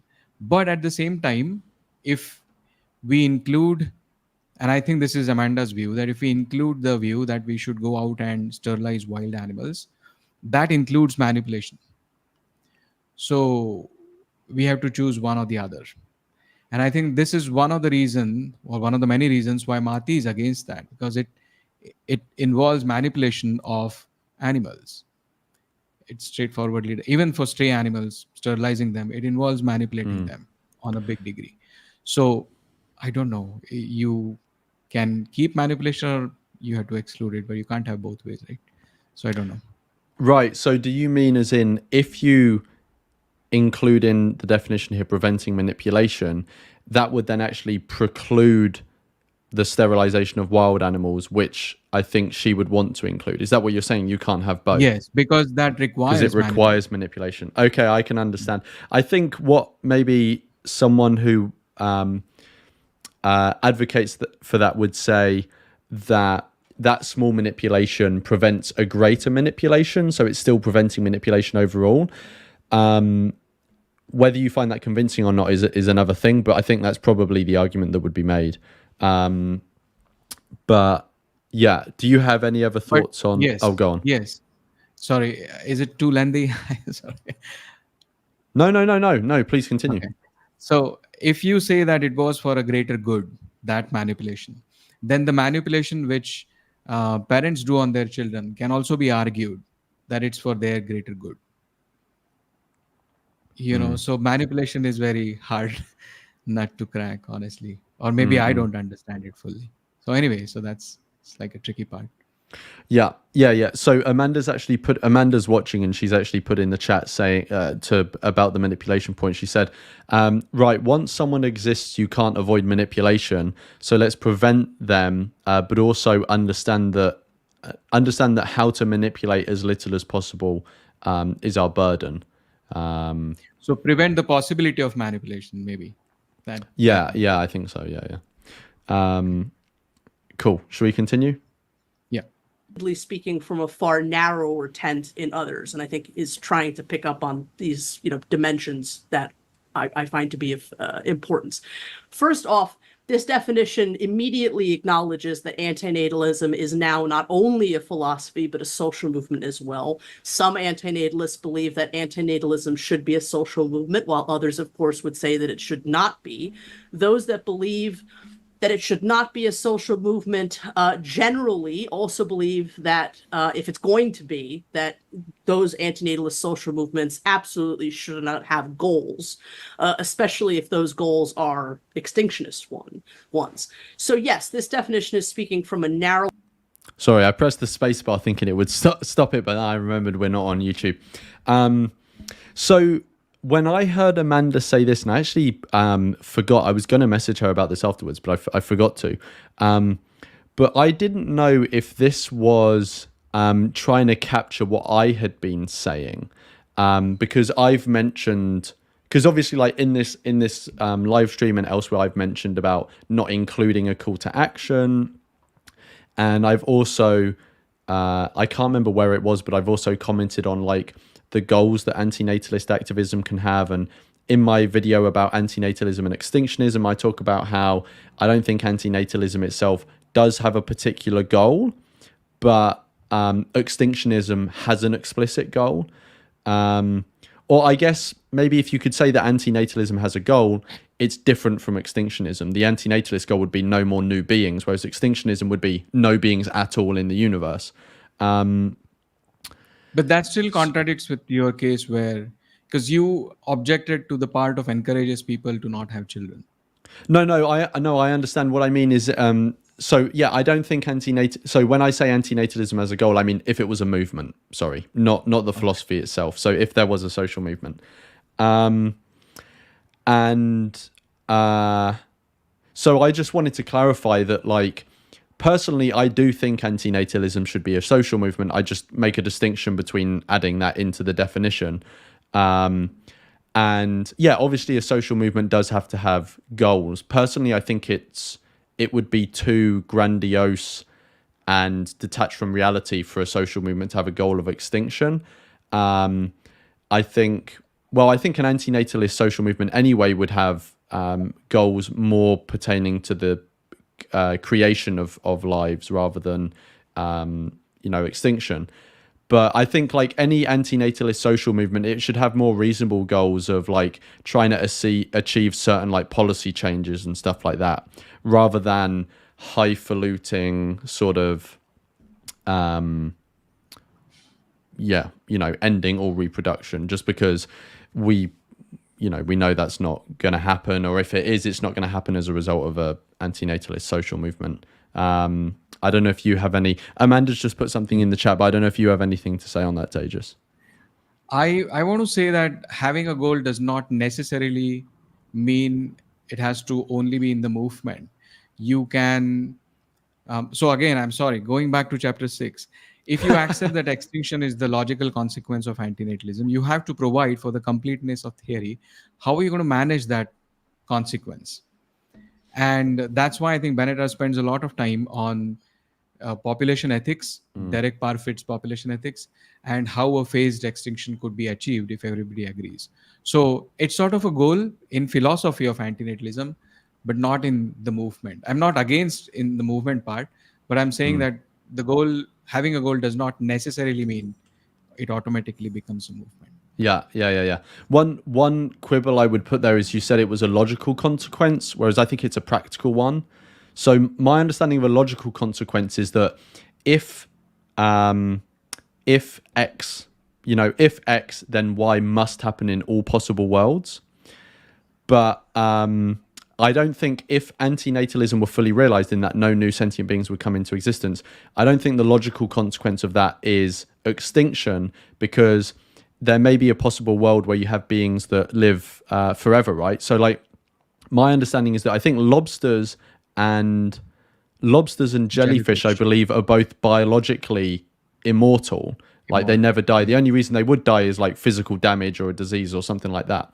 So if you take them as an example, obviously they're not moral agents, but it's just to show that being biologically immortal is possible. So say humans were like that, obviously the logical consequence of antinatalism wouldn't be extinction.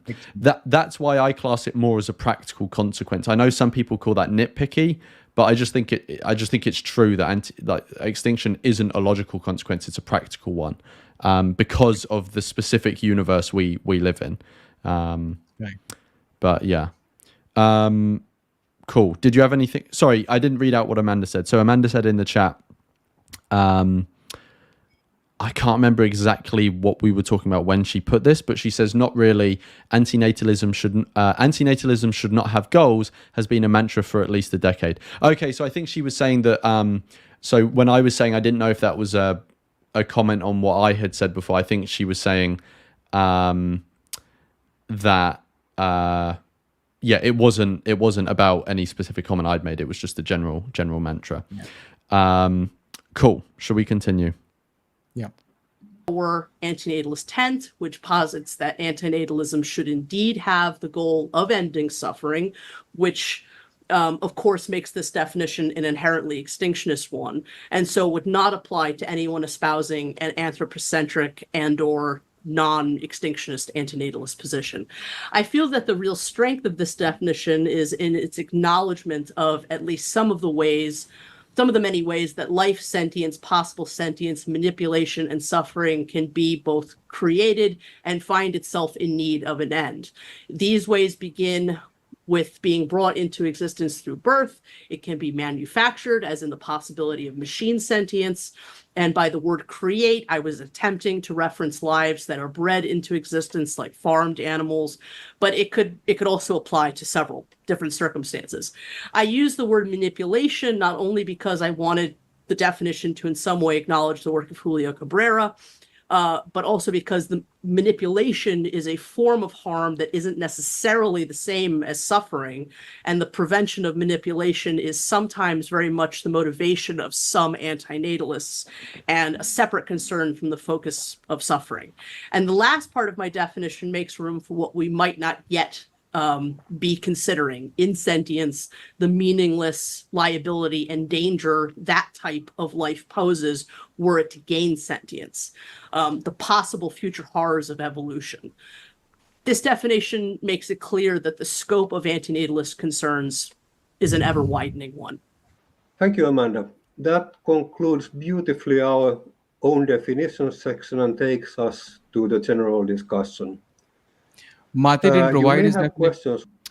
No, so I believe Matti did. Yeah, Matti did come up with one, but he didn't include it on the actual panel because he was moderating and we had a time constraint. So if we were ahead of schedule, I think he planned to maybe insert his, but his role as moderator took priority. So if we weren't, if we didn't have, if he didn't think we had time, he would just leave his aside. I think is how it worked. But I think somewhere he's left a comment on a video somewhere with his definition. It might be on the original one. So if you go to the original upload. Right. I don't think I've checked that. I'll check that. Okay, yeah. Amanda says that apparently Matty's comments are under conundrums. I think that's on the original upload. Conundrums left a comment and then Matty has replied to it, but I'm not entirely sure. Apparently it's pinned, so it's the pinned comment on the original one. Okay, cool. So comments to one another. Just raise your hand and I'll give you the floor. Just to give you some background, there was some healthy disagreement showing in some of your comments and definitions. Maybe I don't know if you can hear it in the background, but there's a child crying outside, and I've started making a joke recently with friends. Whenever we're out in public and there's a child near us crying, I'll make the joke of, oh, they've just realized that they've been brought into existence. Okay, clearly Tejas doesn't find that funny. No, I do. Okay. Tejas just hasn't put his laughing chords in his throat today. Cool. All right, well, hopefully some people at home found that funny as well. you would like to follow up on those. Some of the most prominent were perhaps, first, to what degree is antinatalism about human reproduction, primarily, only, or not at all? Your views seem to differ. Do you want to challenge one another on that? And secondly, none of you seem to accept population policies as antinatalism. Yet that is what antinatalism has meant to Malthusians for ages. Paul Ehrlich, whom Amanda and I interviewed some time ago, thinks so. So what gives you the right to rise above the popular opinion like that? Can you stop? Yeah, go on. That's not true, right? David Benetta's definition included policies. It did, yeah. I think that was maybe a mistake on Matty's part. Maybe he just overlooked that. I'm not entirely sure, but Benetta says that later. He says that he did include it. Maybe he included it as an adjective David. rather than noun. So Yeah. Benetta, David, go ahead. Thanks. I do have a few things to say about these various issues. Let me start off with what's a good definition, with what makes a good definition in general. And I want to just reiterate the point that I made earlier, that we're needing to tread a fine line between trying to be too inclusive of all the possible usages of a term and being insufficiently inclusive. So in general, definitions and dictionaries need to be relatively crisp. If you look at a dictionary, they're going to be relatively crisp definitions. Often they're going to be multiple meanings, but very long disjunctions and very long explanations with motivations for views. These are not typically features of a dictionary definition. So I would leave out questions about motivations, for example. I don't think that I've excluded the population issues from the definition that I've provided. Certainly, if you look at anti-natalist, where I say as an adjective of or relating to a person, policy, practice, law, here I think there's a clear application. Now, you could use antinatalism as an abstract noun to refer to, let's say, the movement in favor of a reduced population. That is a possibility, but I'm not sure that the definition needs to make specification of a movement. You can, and I think if you look at some other definitions, you will see of isms, you'll see the word movement included, and in other cases you won't. So you can speak, for example, about communism. At least some dictionary definitions of communism don't speak about it as a movement, but you can certainly have communist movements. So it's not obvious to me that because you can have a movement around a particular viewpoint, that you have to include that possibility in the definition. I'm not saying you must exclude it. It's just not obvious that you need to include it. And then on the point about humans versus humans or sentient animals, this is the point that Lawrence Anton was making. This is, I think, the hardest case for me about whether to reflect that feature of usage, because I think Lawrence is correct that some people will think of it in its application to human beings. And to the extent that you want to cover ordinary usage, it does seem valuable to include that possibility. But on the other hand, there are more and less precise usages of a term. And if all the arguments for a particular view happen to support opposition to all sentience, and if we are still in the early stages of the usage of the word antinatalism, there may be some way in which a more precise definition that's slightly less reflective of some people's usage might actually encourage usage in the right direction. And for that reason, I'm sort of unsure which way we should go. I think there's a case to be made for Lawrence's point, and I think there's a case to be made for the view that I've gone for. Do you have anything to say on his comments there? I completely agree with what he says. I don't find any point to disagree with. Yeah. Thank you very much, David. And Karim has his hand raised. So Karim, go on. Okay, let me try and say a word about the former meaning of antinatalism. We have already broached the subject that formerly the term antinatalism existed. It had been existing for decades, signifying mainly a reduction in countries' population. It had been used widely in the domain of population policies, such as have been applied in China, for example, or in India. So what we are doing now, we are capturing the term and we are trying to replace its content. It's like formerly antinatalism has been widely used. Now we are coming up as new antinatalists and we are powerful. There's also appears to be a relation between power and the ability to change the content of certain words. Namely, it looks like that the shell of the word antinatalism will be kept, but we are exchanging its context. And doing this, we are replacing the former content of the term antinatalism.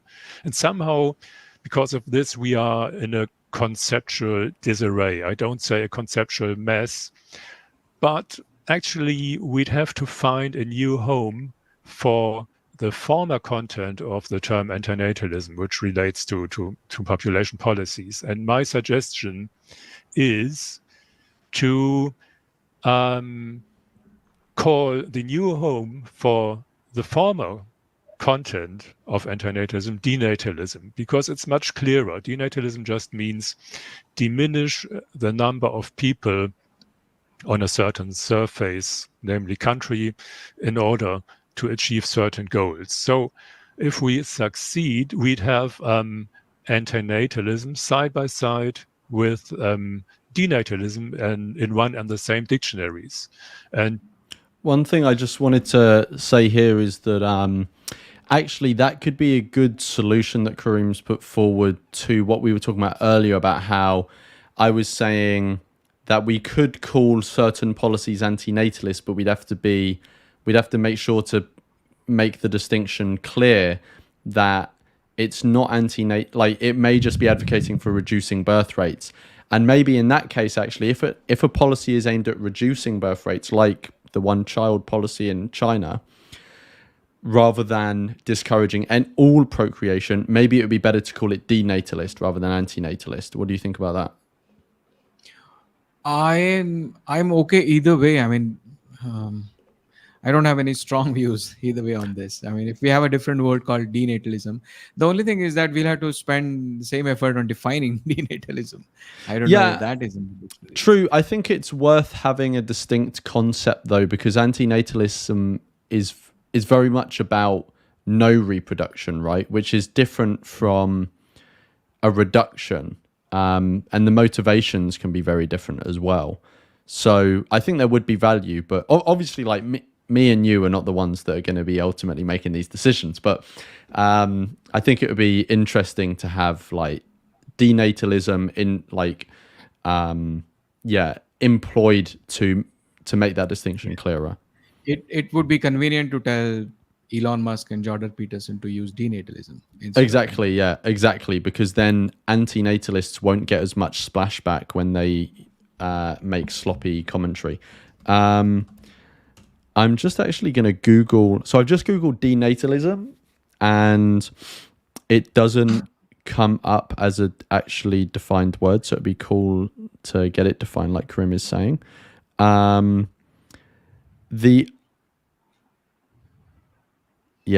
I can't find anything on that. But cool. Okay. Do you have anything else to say on that, or should we move on?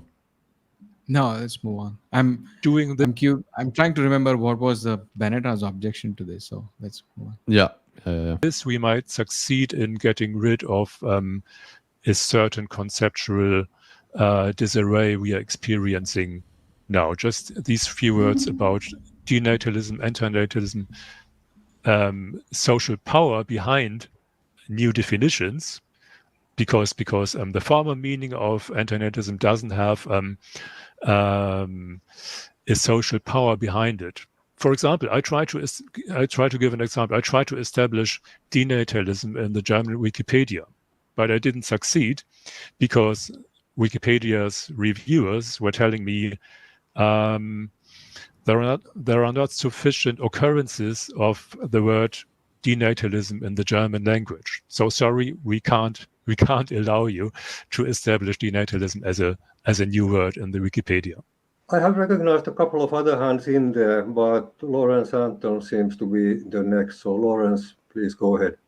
Cheers, Matty. I wanted to say something, I think, which sort of follows on from what David was saying about the crisp nature of definitions in dictionaries.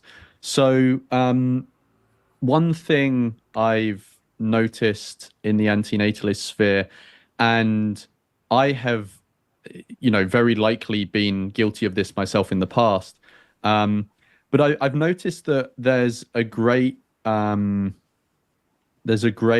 sort of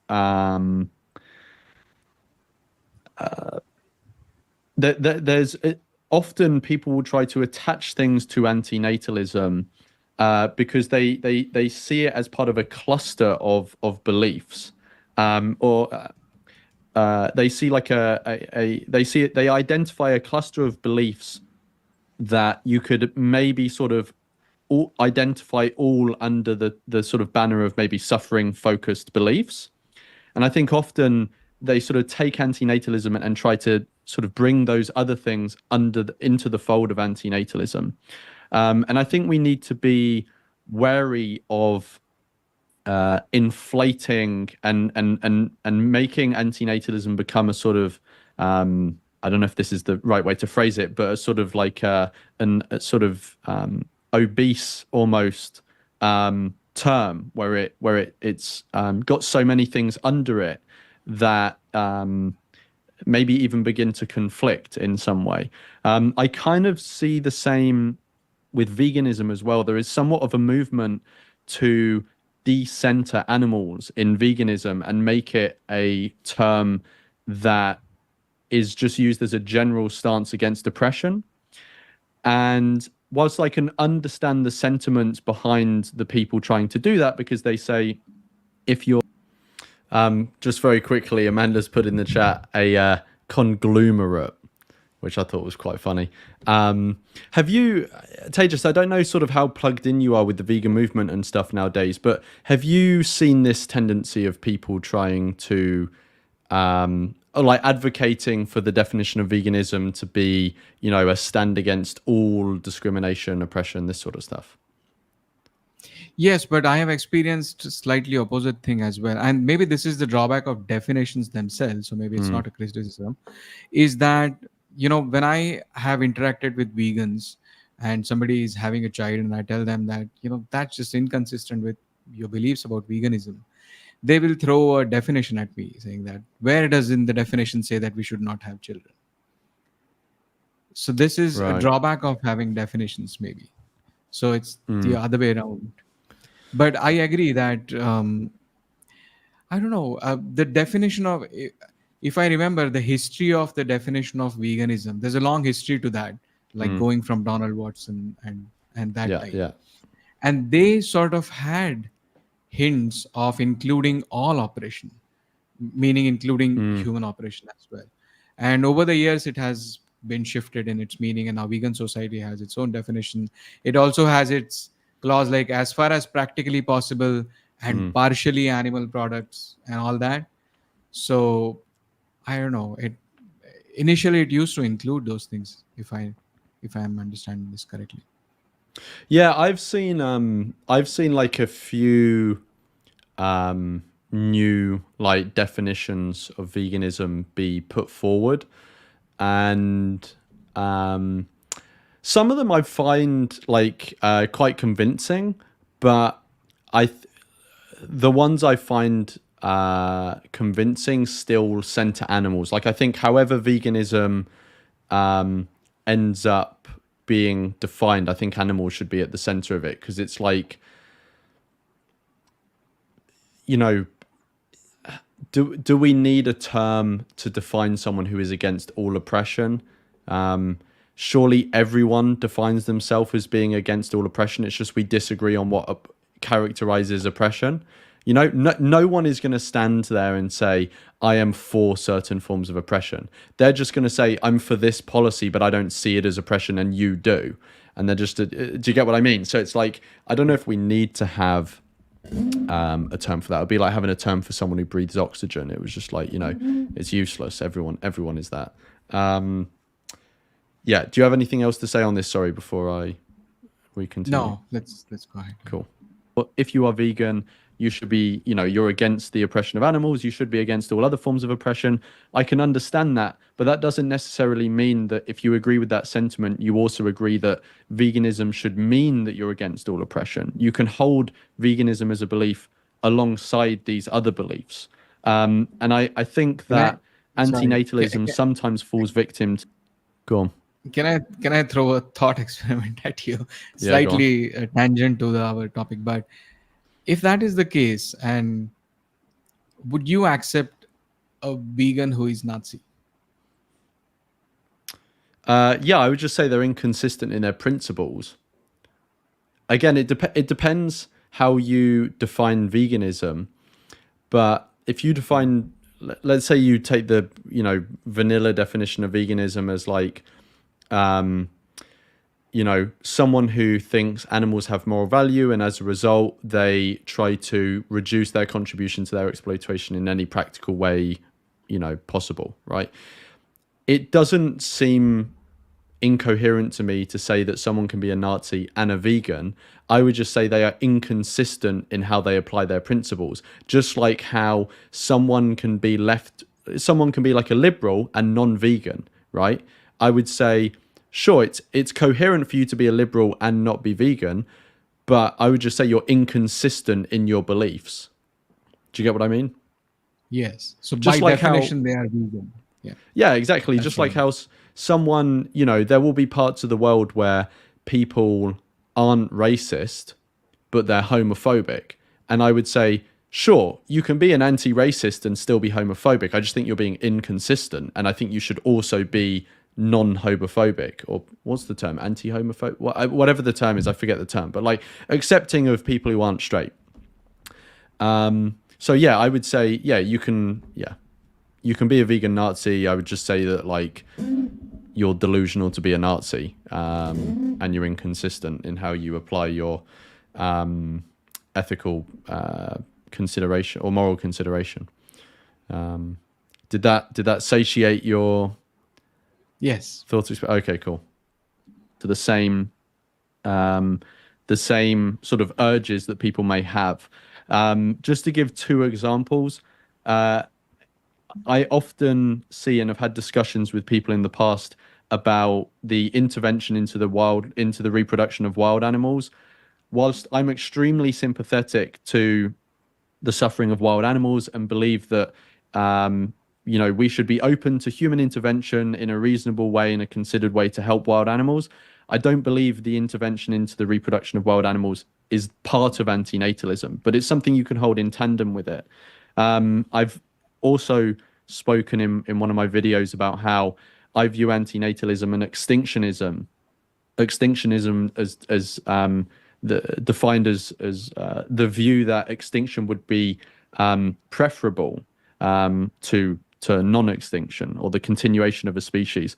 I see that as somewhat independent from antinatalism, but something that can be held in tandem with it. And I often see this urge that people have to bring these things together under one banner called antinatalism.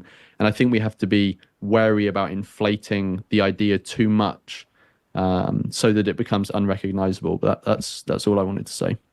Thank you, Lawrence. David Benatar has been waiting for quite some time now, so he's on. Well, I'm quite happy for others to speak who haven't spoken yet in the discussion. I'm happy to come in later. No, David, it is your turn. Okay. So let me address Kerma's point about social power. Obviously, social power comes in degrees. I think the fact that he couldn't get the definition of denatalism put into Wikipedia indicates that he lacked the social powers that the editors of Wikipedia have. So I wouldn't want to overestimate his or our social power with regard to definitions. And the fact that Amanda tried so hard to get it into the Oxford English Dictionary and didn't succeed indicates a relative powerlessness, at least relative to the people who edit the Oxford English Dictionary. So that's one point. The other is that it's not clear to me that I've ignored the earlier usage of the term. I mean, it does seem to occur in what I've said about the adjectival form of antinatalist. Now, it is true that you could put a abstract noun equivalent of the adjective, something that corresponds to the adjectival form of antinatalist. But one of the ways in which you simplify definitions is by not, again, repeating all of these things under all of the formats. So I provided an abstract noun, which in some sense itself also applies to the earlier movements, because that view did think that it was morally wrong to bring some sentient beings into existence. But if you put the word some in, then the definition of antinatalism is going to become far too broad, because it's going to refer even to those people who think that there are these rare occasions where it's wrong to bring a sentient being into existence. So you're going to unnecessarily complicate the definition that way. So what I did is I tried to offer the abstract noun in a very general form, won't have universal applicability to all usages, and then to cover possibilities like the one that Dr. Kerma is thinking about under the adjectival form. So I have a quick thing to say on that. So that's interesting that Benatar was saying that he thinks that the adjective he put forward kind of captures what Kareem was talking about. But actually, that's made me think even more that denatalism would be a better use, and that in Benatar's adjective definition, that the reference to reduction should be taken out, and denatalism should cover that. Because let's say that you have like two movements surrounding population ethics. One of them is the actual anti-natalist movement saying there should be no reproduction, and another one is an overpopulation movement, basically, like population matters or something like that. I wouldn't refer to population matters or a movement based around overpopulation as an anti-natalist movement.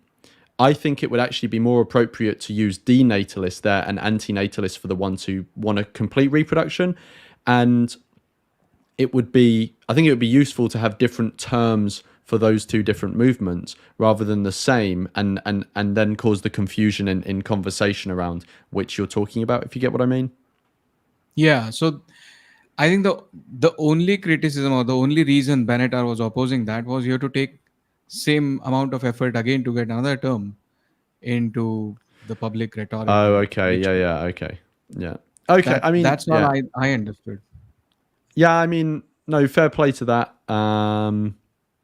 If you are going to start a petition, I will sign it.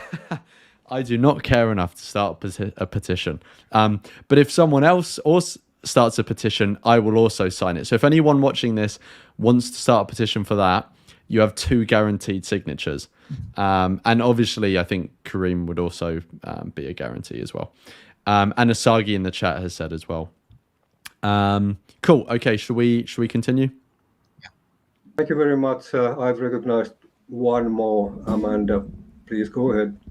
Thank you so much, Matti. I wanted to speak a little bit towards what Kareem was saying, and also some comments on the general issue of conflation or non-conflation with the population control movement or population in general and antinatalism.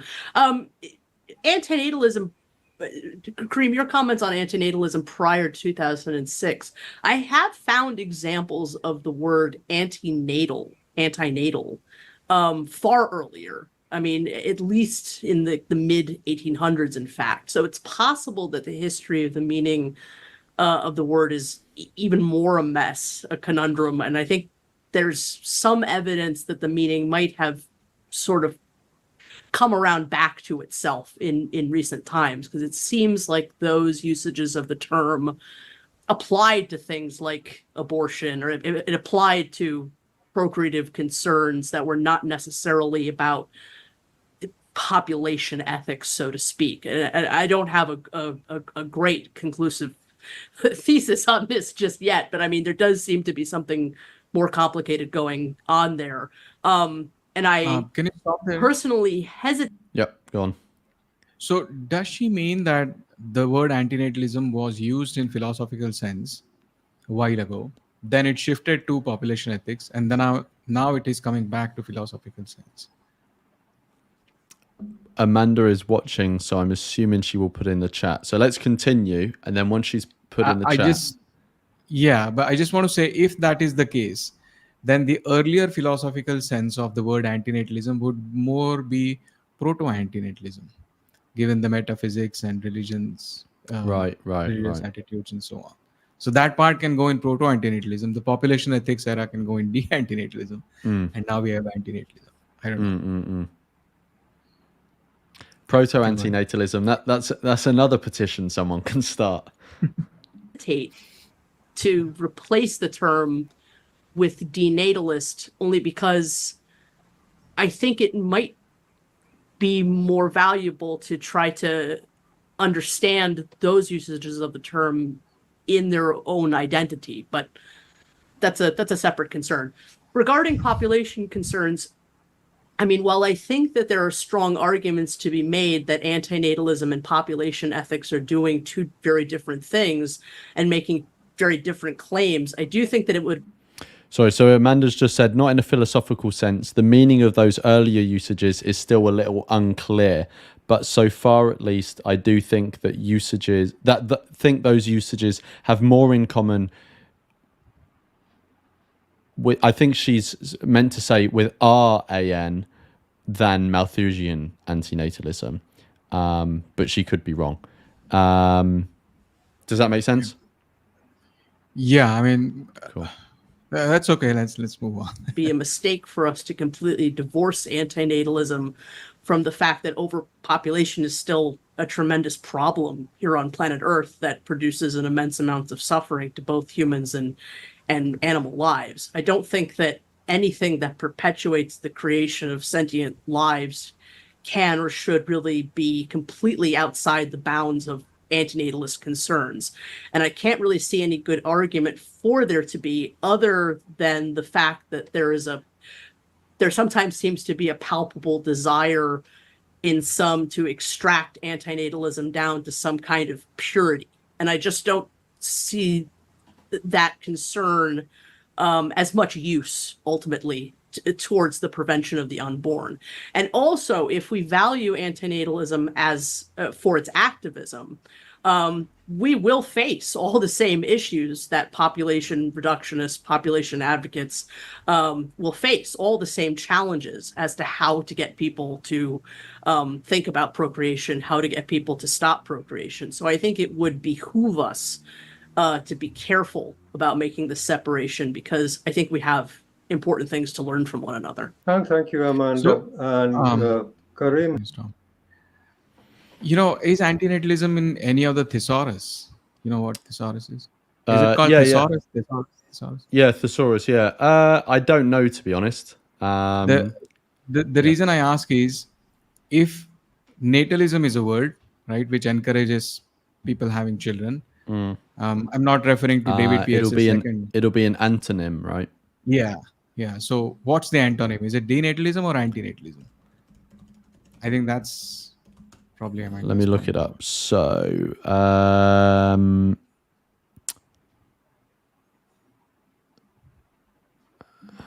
okay, I don't.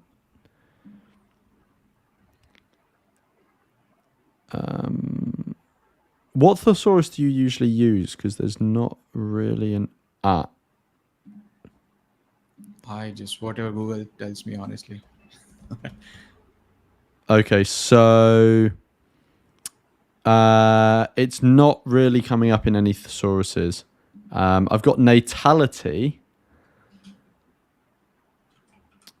and then antonyms: conclusion, death, ending, and so it's the antonym.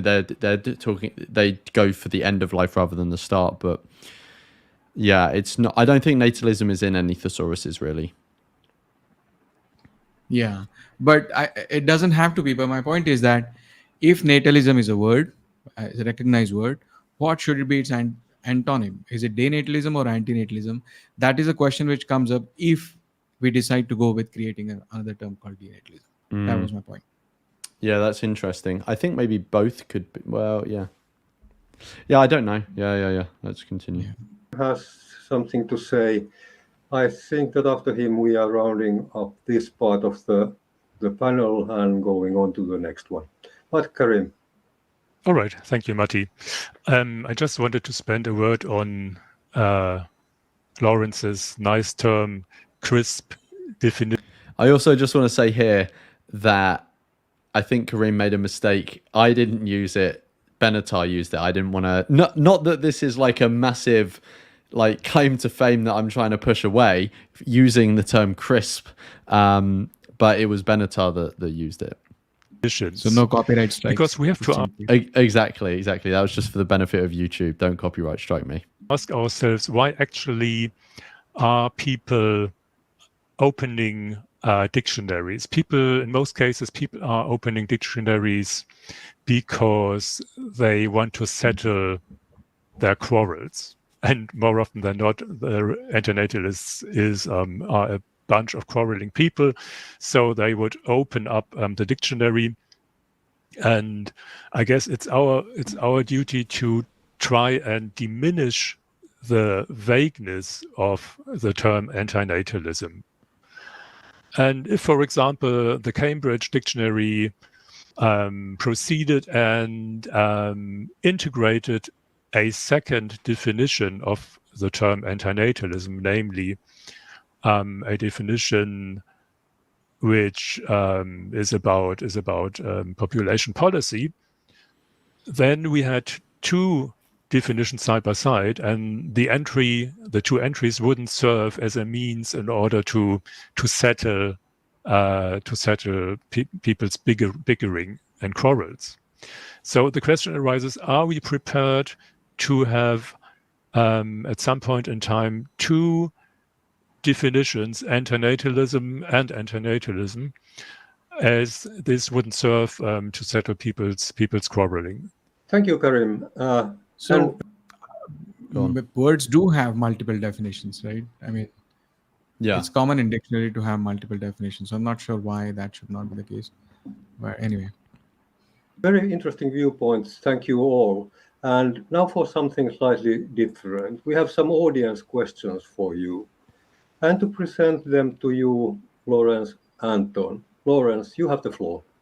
Cheers, Matty. So ahead of this, we put out a form to capture people's, anyone who may be interested, and I'm sure many of the people who will view this session, capture how they define antinatalism. And then we went through and extracted a few of the responses that we thought would lead to interesting questions.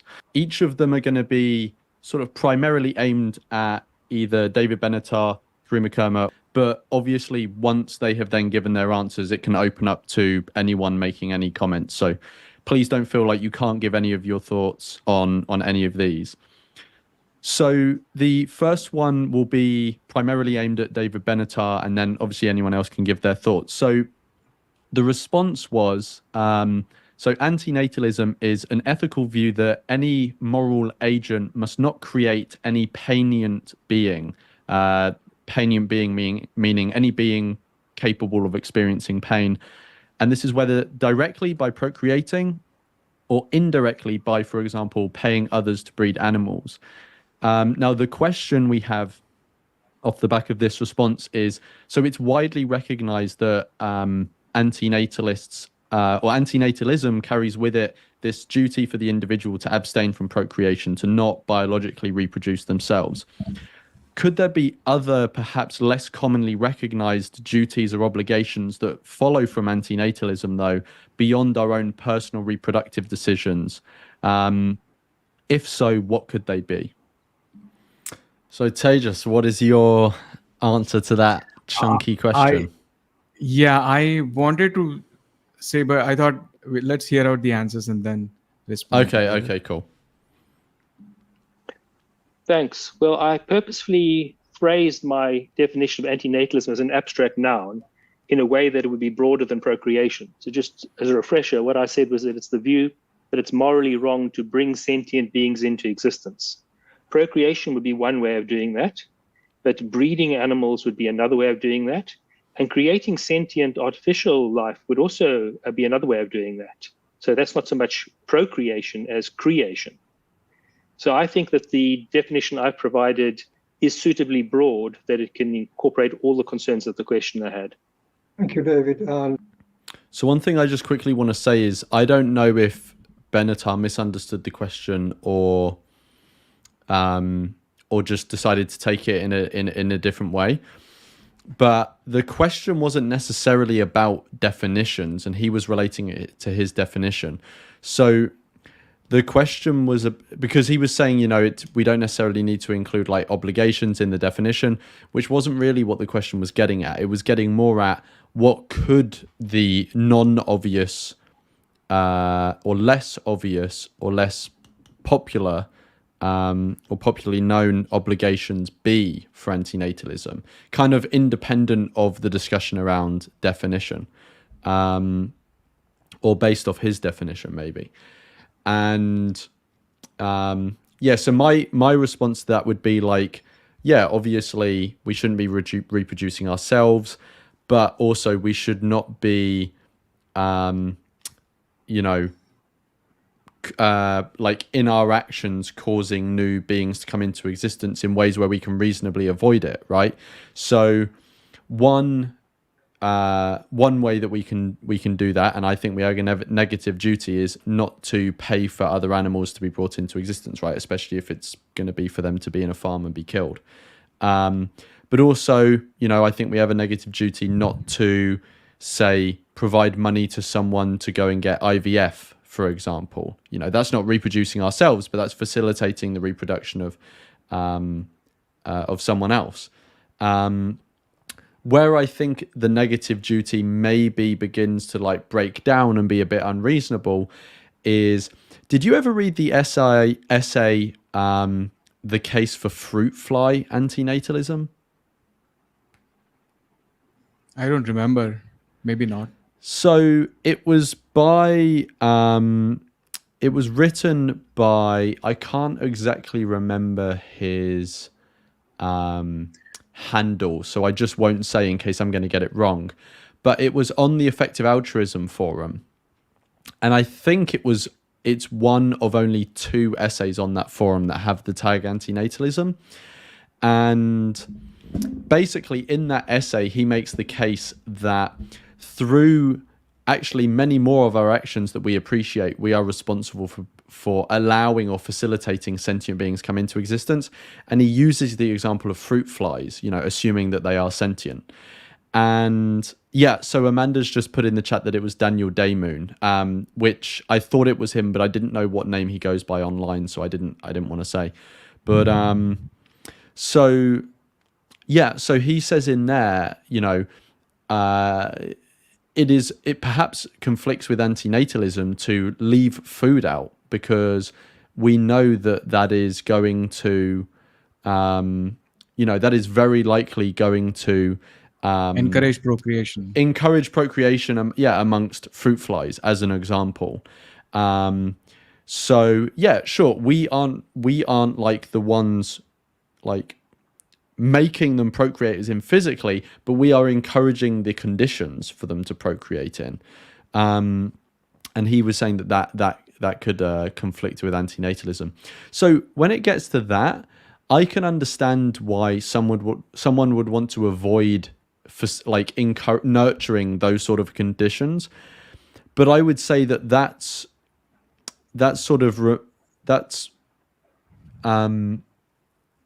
I don't know how to phrase it, but I'm going to phrase it like this, and it might be sloppy phrasing, but it seems removed enough for me to not say it's inconsequential, because I do think it's consequential, but it's not consequential enough for me to like revoke someone's antinatalist card, if you get what I mean. Like, if I found out tomorrow, Tejas, that you regularly leave food out on the tabletop, right, and then flies procreating it, I'm not going to come along and say you're not an antinatalist anymore.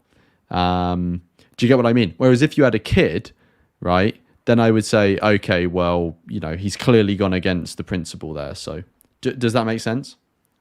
Yes, but I also want to understand, where's the line between encouraging and discouraging. So yeah, I what don't know. Say is that, yeah, so there are what do you call pigeons, like urban city pigeons coming in my house all the time, and I have sealed my windows with nets such that they cannot make nest. So I am discouraging, but partly it's out of the concern that I don't want them to be shitting here. Yeah. but at the same time, I also have this something at the back of my mind that they would not be nesting, at least over here. It makes their reproduction little bit difficult for them. That's sort of discouragement. Now, where do you draw the line? What if I am actually netting them, catching them, and sterilizing them if I have the means to? And I actually am doing that for stray animals, in fact. So where do you draw the line? And can you go back to the question of that duties? That's where I sort of want to have an addition to what Benatar was saying. Did you want me to actually go back so you've got it on screen? Yeah, that text of the question. Okay. So duties or obligations beyond our own personal reproductive decisions generated by antinatalist position. And if so, what could they be? So you are restricting, in your view, Lawrence, that those duties, if at all there are any, should only be negative duties. There should not be any positive duties. Now, if I'm saying that I should go out and sterilize a stray animal, I'm coming back to the same point, by the way, then it is a positive duty. But then again, if I'm not doing that and I'm just sitting in my home and not having any children, I'm still an antinatalist. So I get what you're saying in terms of being an obligation and not obligation, no obligation. But in terms of our collective duty, when we say that we are humans, I know I've said this again earlier, as collective moral agents, we have a moral responsibility which comes along with having moral agency to look at the world and do something about it. That's what I think. Yeah. So going back to where you were talking about, like, where is the line in terms of like personal procreation and then leaving stuff out for fruit flies? Honestly, I don't know where the line is. There's probably not a line. It's probably a spectrum of like,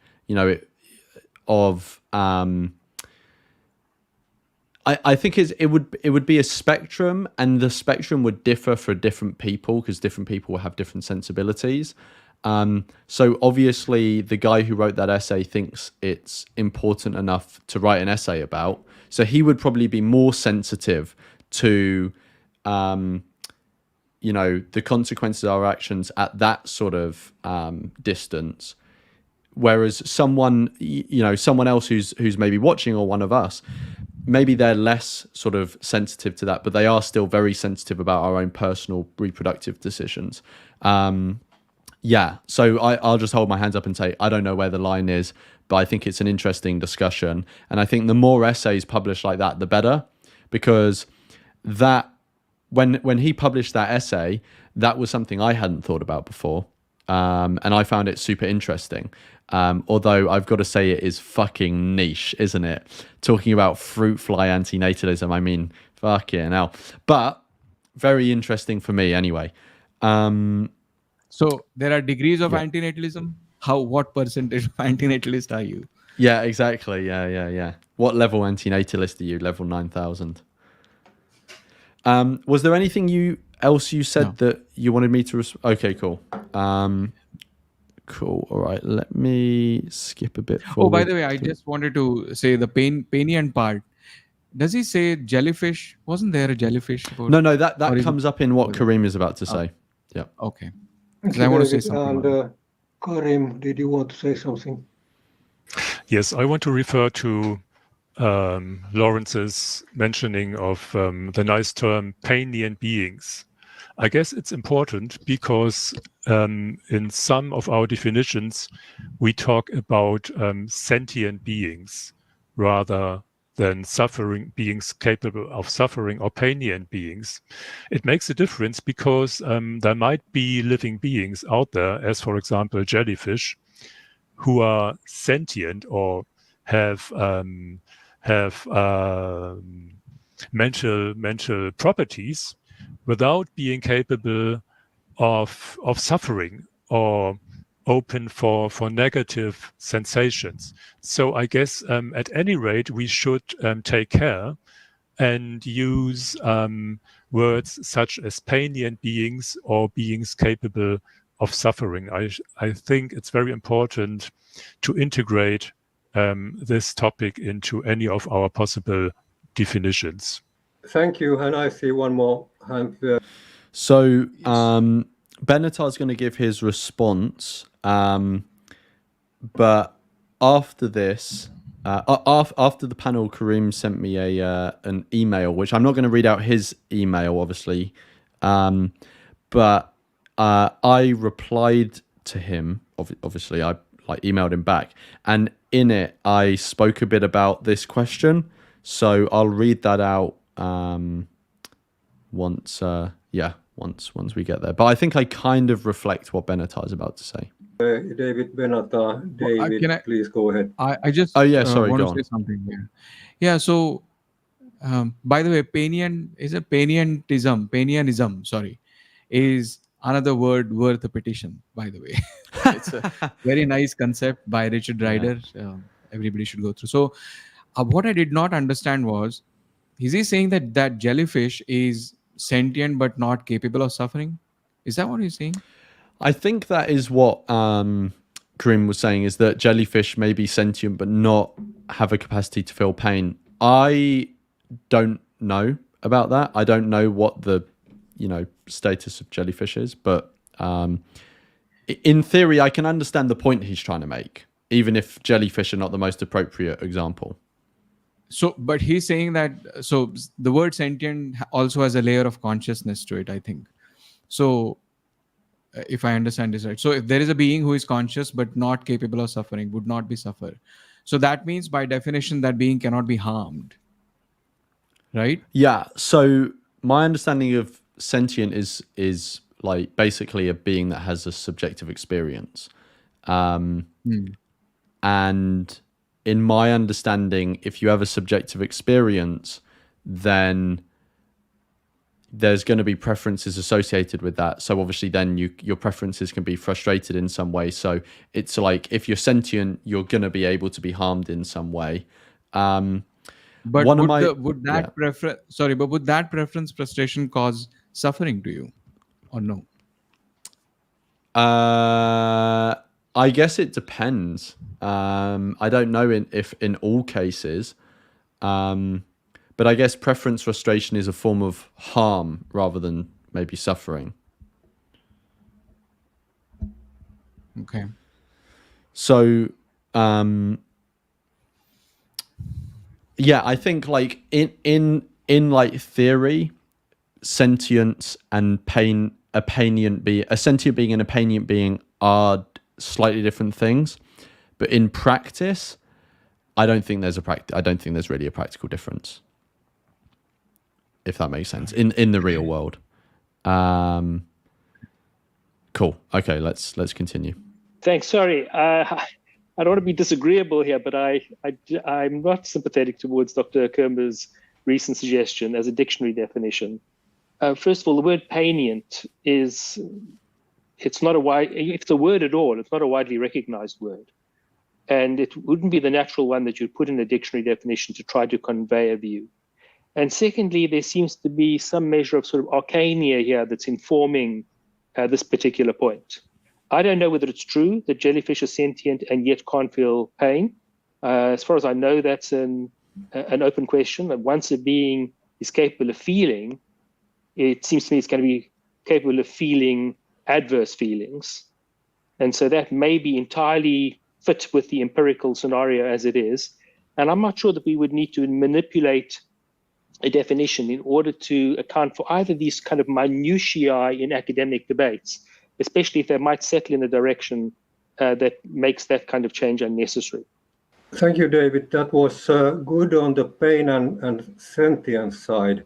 But the question, maybe I don't know if I heard it correctly or I'm interpreting it correctly. But I thought that this was the more was not so much about the sentient beings, other sentient beings apart from humans. It was more like, should we be doing more? Should we go on the street and in the street and carry some signs saying down with procreation or whatever it is? Should I go to my neighbor and ask them not to have children? Yes, I guess it could. So yeah, now Matty's like, so the answers that have been given are concerning negative duties, and Matty's like, well, maybe the question was concerning positive ones. So be our duty not to spread organisms onto other planets.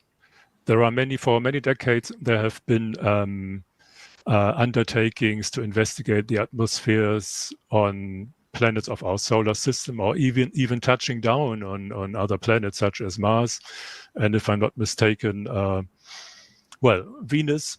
And we can almost be sure that there will be microorganisms on satellites, on vehicles that touch down. So as antinatalists, we should take into account that whenever a human vehicle touches down, microorganisms might survive, and out of these microorganisms, more complicated forms of life or sentient organisms capable of suffering might evolve. So as antinatalists, we should address the responsible organizations and inform them about our points of view. Such So I guess that's kind of similar to the whole fruit fly antinatalism thing, right? Like, it's not our reproduction, but we need to be wary about creating the conditions for others to reproduce in, if that makes sense. But obviously, panspermia like that, even if it's unintentional, is, the magnitude seems much higher than leaving a kebab out on a on a countertop. that possibly they in future refrain from sending satellites or vehicles to other planets. Oh, this is what I love about antinatalism. You ask a simple question about your neighbors and they're having children or not, and you get Elon Musk and his panspermia plans thrown at your face. Wonderful. David Benata. Yes, thanks. I wanted to address that interpretation of the question. And again, I would not want to alter the definition for this reason. This is not consistent with what dictionaries do. If you look, for example... should we have intervened and told Beneta that we're not talking about definition here?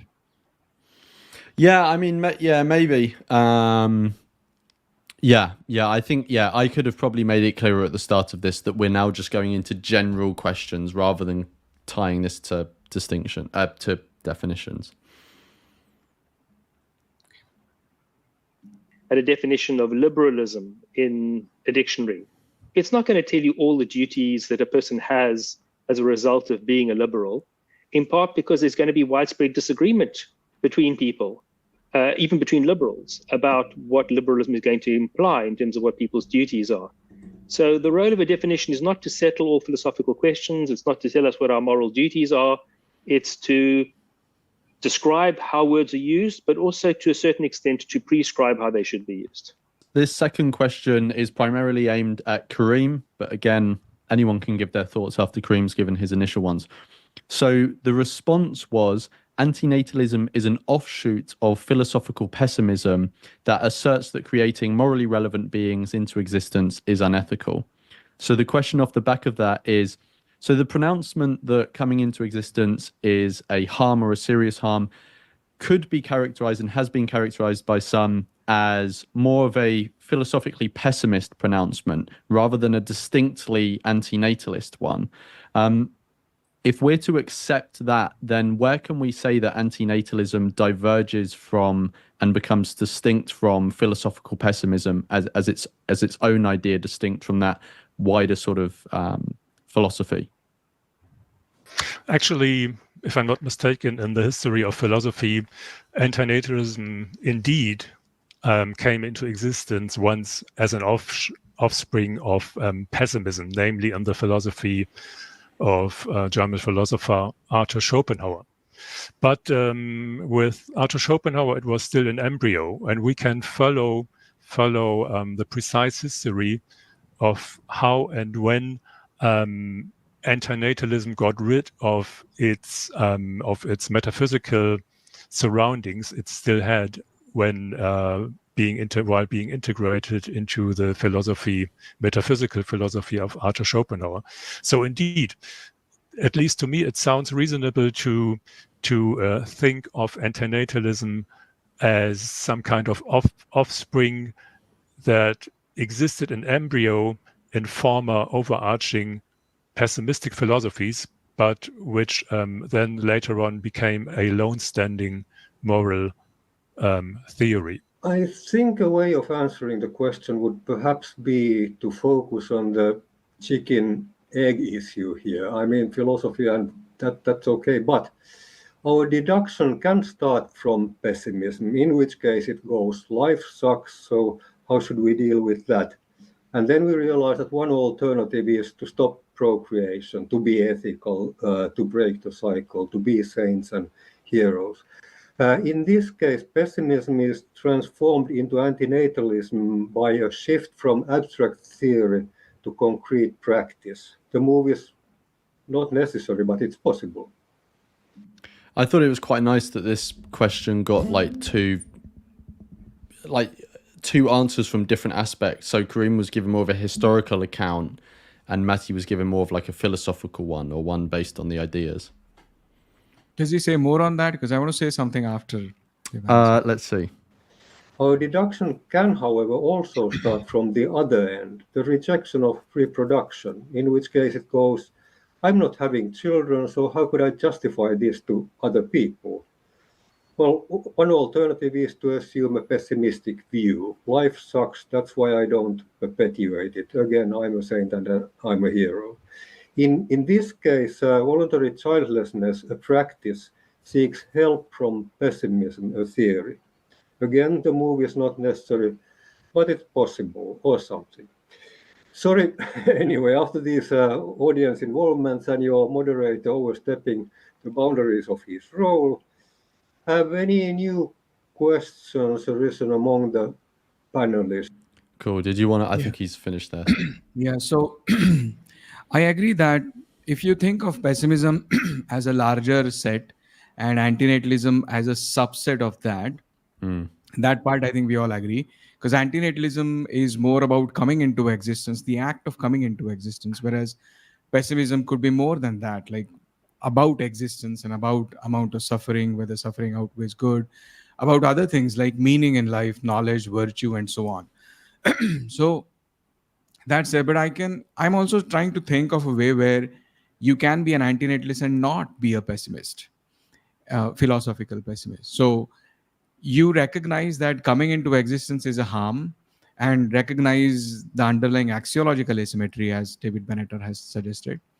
But once you have come into existence, you can build your meaning. In fact, the most ironical is you can give meaning to your life for a cause of explaining to people how meaningless life is.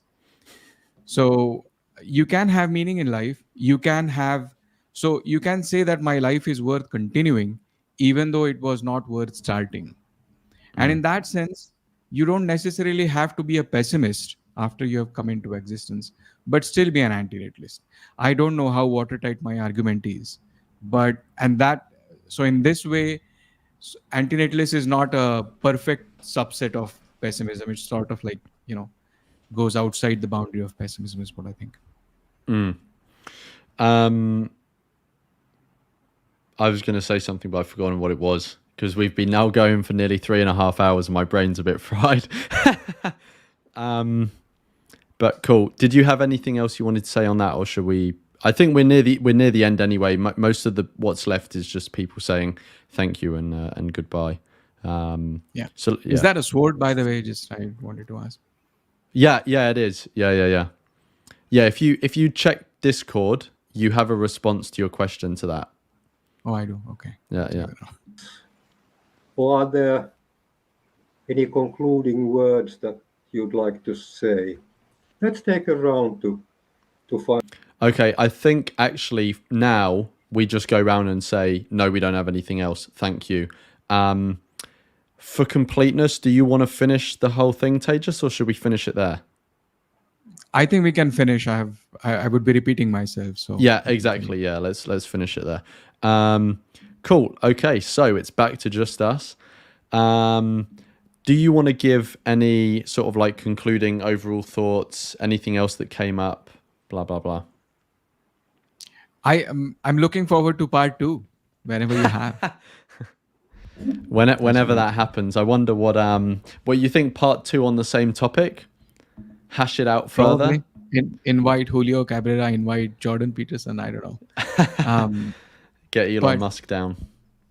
Yeah, or maybe not restrict it just to dictionary definition, but what is antinatalism? Something like that. Yeah. Cool. I don't think I have anything specific to say on top of what I've already said. One thing I do want to say, though, is that we got one donation via Streamlabs whilst we were doing that. And it says, awesome stream. When are we streaming in vertical short format again? It was refreshing to have new people in the chat and be able to ask all sorts of questions. If there's demand for it, then I'll do another one soon. I don't know exactly when, but at some point soon I can do another one. But thank you for the donation and the support. Cool. I think that's everything. So, thanks for joining, Tejas. Stimulating conversation as always. I think this has been a bit of a marathon. I think that's everything. Do you have anything you want to say to close off, or? No, thank you for inviting me, Lawrence. Cool. No, absolutely. Cool. Okay, I think that is everything. So thank you everyone for joining. Thank you for the 2 people who sent in some support. Obviously, go and check Tejas out. I've put his link is in the description of the stream, so you can go and find his channel. Honestly, I think one of the best anti-natalist YouTube channels at the moment, producing regular content. Cool. I think that's everyone. Everything. Thank you, everyone, and see you in the next one.